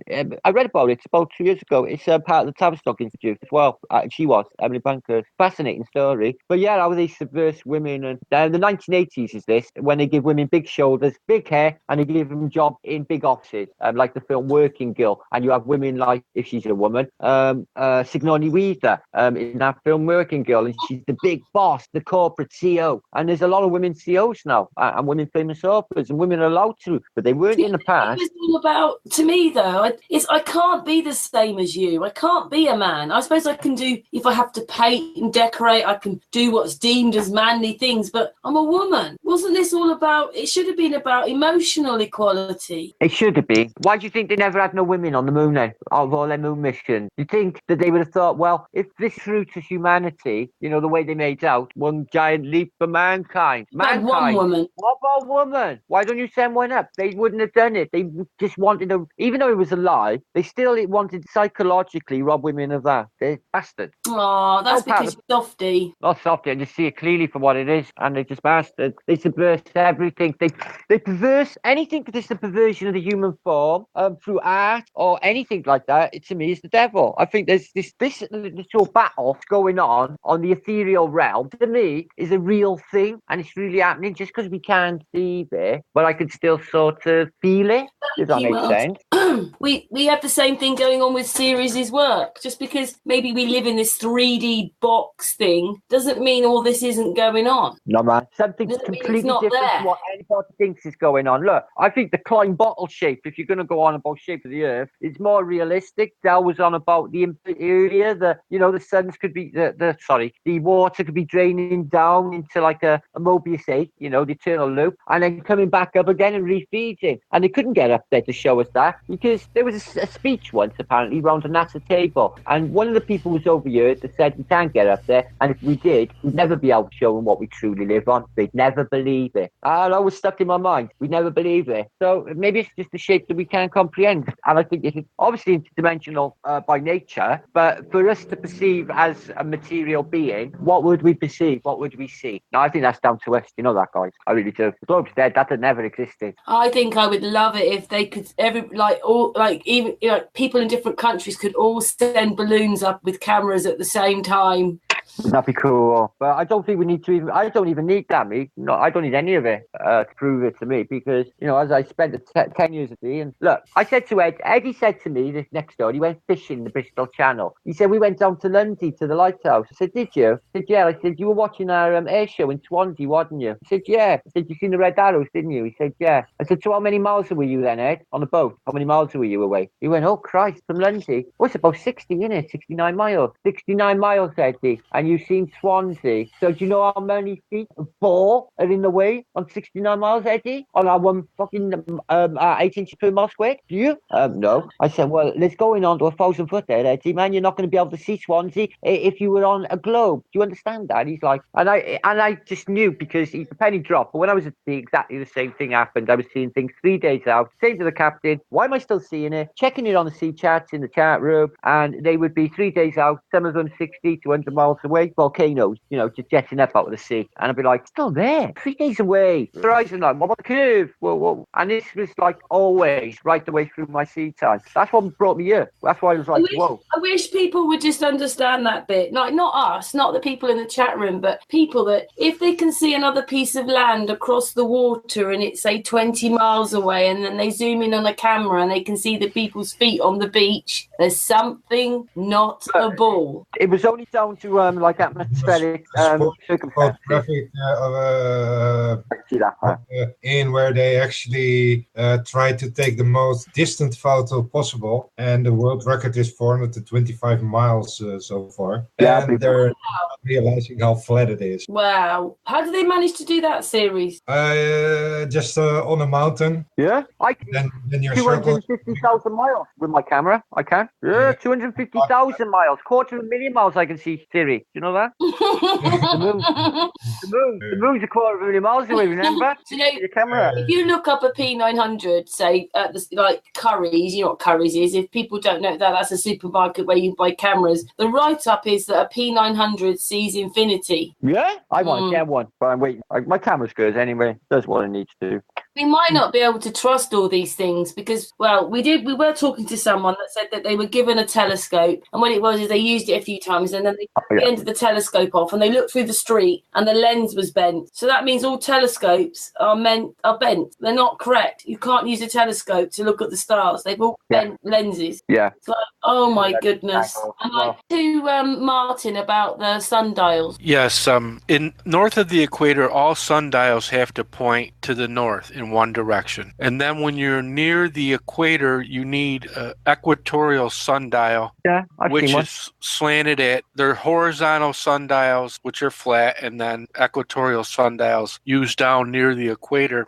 And when the sun is on the Tropic of Cancer, you need to face the sundial pointing north on the equator. And then as the sun moves to the equator, it doesn't work until it reaches the Tropic of Capricorn. And then you must turn the sundial to the south, and then it works. All sundials south of the Tropic of Capricorn face towards the south because the shadow it revolves the other way around. So, I agree. It's completely right. I seen somebody put a load of videos out back quite a time ago, and somebody tried debunking it, saying about with the equatorial, saying no, that's actually not correct. And it was an argument going back and forth. I can't remember if it was Jerry with somebody else, like Reds or someone. Something like that, yeah. No, I know it's a fact. It is true. So we're looking at, Martin, at the sun and the moon and the luminaries travel in a straight line from east to west on a continuous loop. I can see it anyway. I can see it. Can you? When you're a flat earther, I can literally. The sun just went over into the west northerly bit closer towards. Actually, I think it's completely out of position. The sun. I always thought it's set in the west, by the way. Apparently, but it moves around, and it's only 5.5 hours before it comes up just by there again. Now, to me, I can feel it and I can perceive it just coming around on its loop and coming back round again. And the moon's doing exactly the same on its path. I can feel it and I can see it. And once you're flat earth, you can perceive it. And you wonder why you've never seen it before. Why is the moon up in the day? Oh, we never even noticed these factors before, if they even happened before. And now you're thinking, well, if I can see the sun there and the moon there, they're that close. What are they seeing upside down on their ball then? Well, it would be completely impossible, wouldn't it? If the sun and moon are by there and there's this ball and you're over by here, you obviously can't see the moon on the other side of the ball there. That's impossible, isn't it? So, that kills it instantly for everyone. That close, relatively. Yeah, I wouldn't know if I got to eat anyway before it's late. Yeah, we've been going on a little while. If we stay another 5-10 minutes and just wrap this up, because obviously there's still quite a few people listening. Yeah, I see. We really enjoyed talking with you tonight, Martin. I think actually we're a lot more on track with you than you think we they are. Thanks. You know, because we're doing research and Sirius is doing his map, and we haven't talked very much about that, but there's a lot of stuff you've talked about, which is all the stuff we're doing anyway in this, so it's brilliant. Plus, it's always nice talking to you, Martin. You talking to us? I'll be staying up now for the rest, probably about 5 or something. I got mountains coming, so I can't leave them because it would be impossible if I do. Honest God, I have 10,000 comments a month over. Crazy, isn't it? I know. Yeah, and I'm only small. I started my channel off a bit. Like, I think I spend just as much time on YouTube as I do Facebook. I work doing it. Like, I just like it's like treat like office really. I can listen. I'll leave that till later when I'm listening to a bit of music. I've downloaded a couple of albums, or like, and I'm just not completely computer. I'll put the lid down like I did today. I put the lid down. I picked up my book. I thought, no, I'll have a read for an hour. There's nothing on that's happening at the moment, like, that I can download. This is good as that, except Nathan's actually. You did see that, didn't you? Right, guys? Any of you? Nathan's video? Oh my God, it was so good. Brilliant. Yeah. I need to catch up on your one about the Vatican and the Pope and the orgy party. I haven't. I'll catch up on that tonight. Yeah, it's interesting. So many involved as well. They've been involved in this big, massive, well, it looks like money laundering to me. Martin, through the Vatican. Can you do me a favour? We asked Nathan if he wanted to come on because to promote the picnic. So I haven't managed to sort of catch up with him on Facebook, but he may come on and chat for a bit, and we don't mind helping him out promoting the picnic. He's in a hangout now. I just been called on another hangout, but I won't be able to do it because I'm gonna have to eat now. Carly's in there, Mark, Dave Weiss, and Nathan, and a couple of other people. I've asked Gary to give him my email. Yeah. But anyway, I'm trying to contact him so he can come on and talk about the Leamington Spa meet. Yeah, he will. That's true. We need to get that. I got a lot coming. I got a lot of mail, a lot of people interested. There's a lot coming. It's going to be awesome. I want to see as big as the Denver? Yeah, the Denver meet. That was cracking. There was a good 100 people there. More. See that when Flat Earth Asshole went to and on TV and that when Tim Osmond turned up at that one. That was quite a good meet. That was good people, good Flat Earth people. Something like that would be awesome. Nothing like it. I'm telling you, there's nothing like it. The conversations that are going on are just. Last year, when we were in Oxford, walking around all the different groups, you could hear all the different really deep, brilliant conversations going down. Relief for some people, maybe. It's really for loads of people. If they haven't met another flat earther, they think they're going nutty, and you can't talk to your family and what have you, or your partner. It's hell for some people. It really is. Did you see that I put up? I put it on Sun and Moon, but I put up in my YouTube channel the Leicester meet. No, I never seen that. No, cool. YouTube channel. I put it on this morning, I think. All right. Is that when you choose your own video for people to come to your channel? Sorry? You know when you go onto your channel, there's a little thing now where you can choose your video to welcome people to your channel. Is that what you're on about? I just put it on my channel. It's I might do that. Second or third video down the list now. Cool, all right. And it's just that you're in the lift and this woman says to this little boy, she says, look at that great rocket. And you went, little girl. Yeah, I didn't see who it was. Yeah, she's a little Indian girl, and she was grabbing onto her father's hand. She looked absolutely petrified. It was a glass lift, and it was hell of a way up. And I just said to her, don't worry, love, you're safe. She's like, scared. Love her. Yeah, that day, I met up with you, and then you went live. And in fact, I wish I'd put that bit on there. You sitting in the little ISS space station-y bit. I know. That was cool. I'm so chuffed that I managed to go live in there, man, because that was awesome in there. So much for the flat earth see. Because that's where I met Alan, and I don't know, I just had this, it just felt like a 10-minute conversation, but it was 3 hours to go, and it was like, because it's great when you meet up with flat earthers. It is, guys. Yeah. Albert just said in chat, Martin, you were one of my first FE friends on Google Plus 2 years ago. Big love. Pretty cool, isn't it?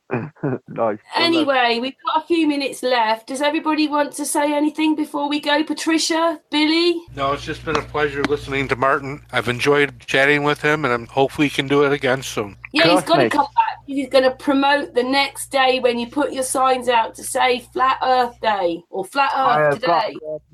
I'm going to keep going on. I'll go everywhere until I get everyone's nerves and they'll feel compelled to muck in and join in with it. Cover this little island, isn't it? I will. We've really enjoyed you being here. Is there anything serious you want to say before we go? Because it's 1 o'clock in the morning nearly now. Yeah, just keep it positive, love, and wherever you go, just keep positive, keep spreading the love, and it will just emanate out into the area. And instead of being angry birds and people will act angrily back, you go out and just project love. It comes back at you every time. So that's the way to live your life, in my opinion. Anyway. Oh, do you think we should have another hug now? Go on, then. Last hug before we go. Yay! Billy, where's Billy? Virtual hug. I tell you what, we just introduced something to the internet. I bet they catch on. Huh? There he is. Quick, he's back now. All together, group hug. Come on, hurry up. Love you all. Everybody, group up with the people here and the chat room. I'm going to stop the live feed. Martin, stay just for a couple of minutes and say goodbye when I stop the live feed. But we're going to go now, guys. We're back tomorrow at 8:30 and be more researching tomorrow. But thank you so much for watching, and I hope you've enjoyed. And thank you all the wrenches. Thank you all the people in the chat. Really enjoyed this evening. In fact, I hate having to cut you off, Martin. I gotta go. Avunga, I am. Anyway, bye everybody. Say goodbye, everybody. Bye. Bye, guys. Bye.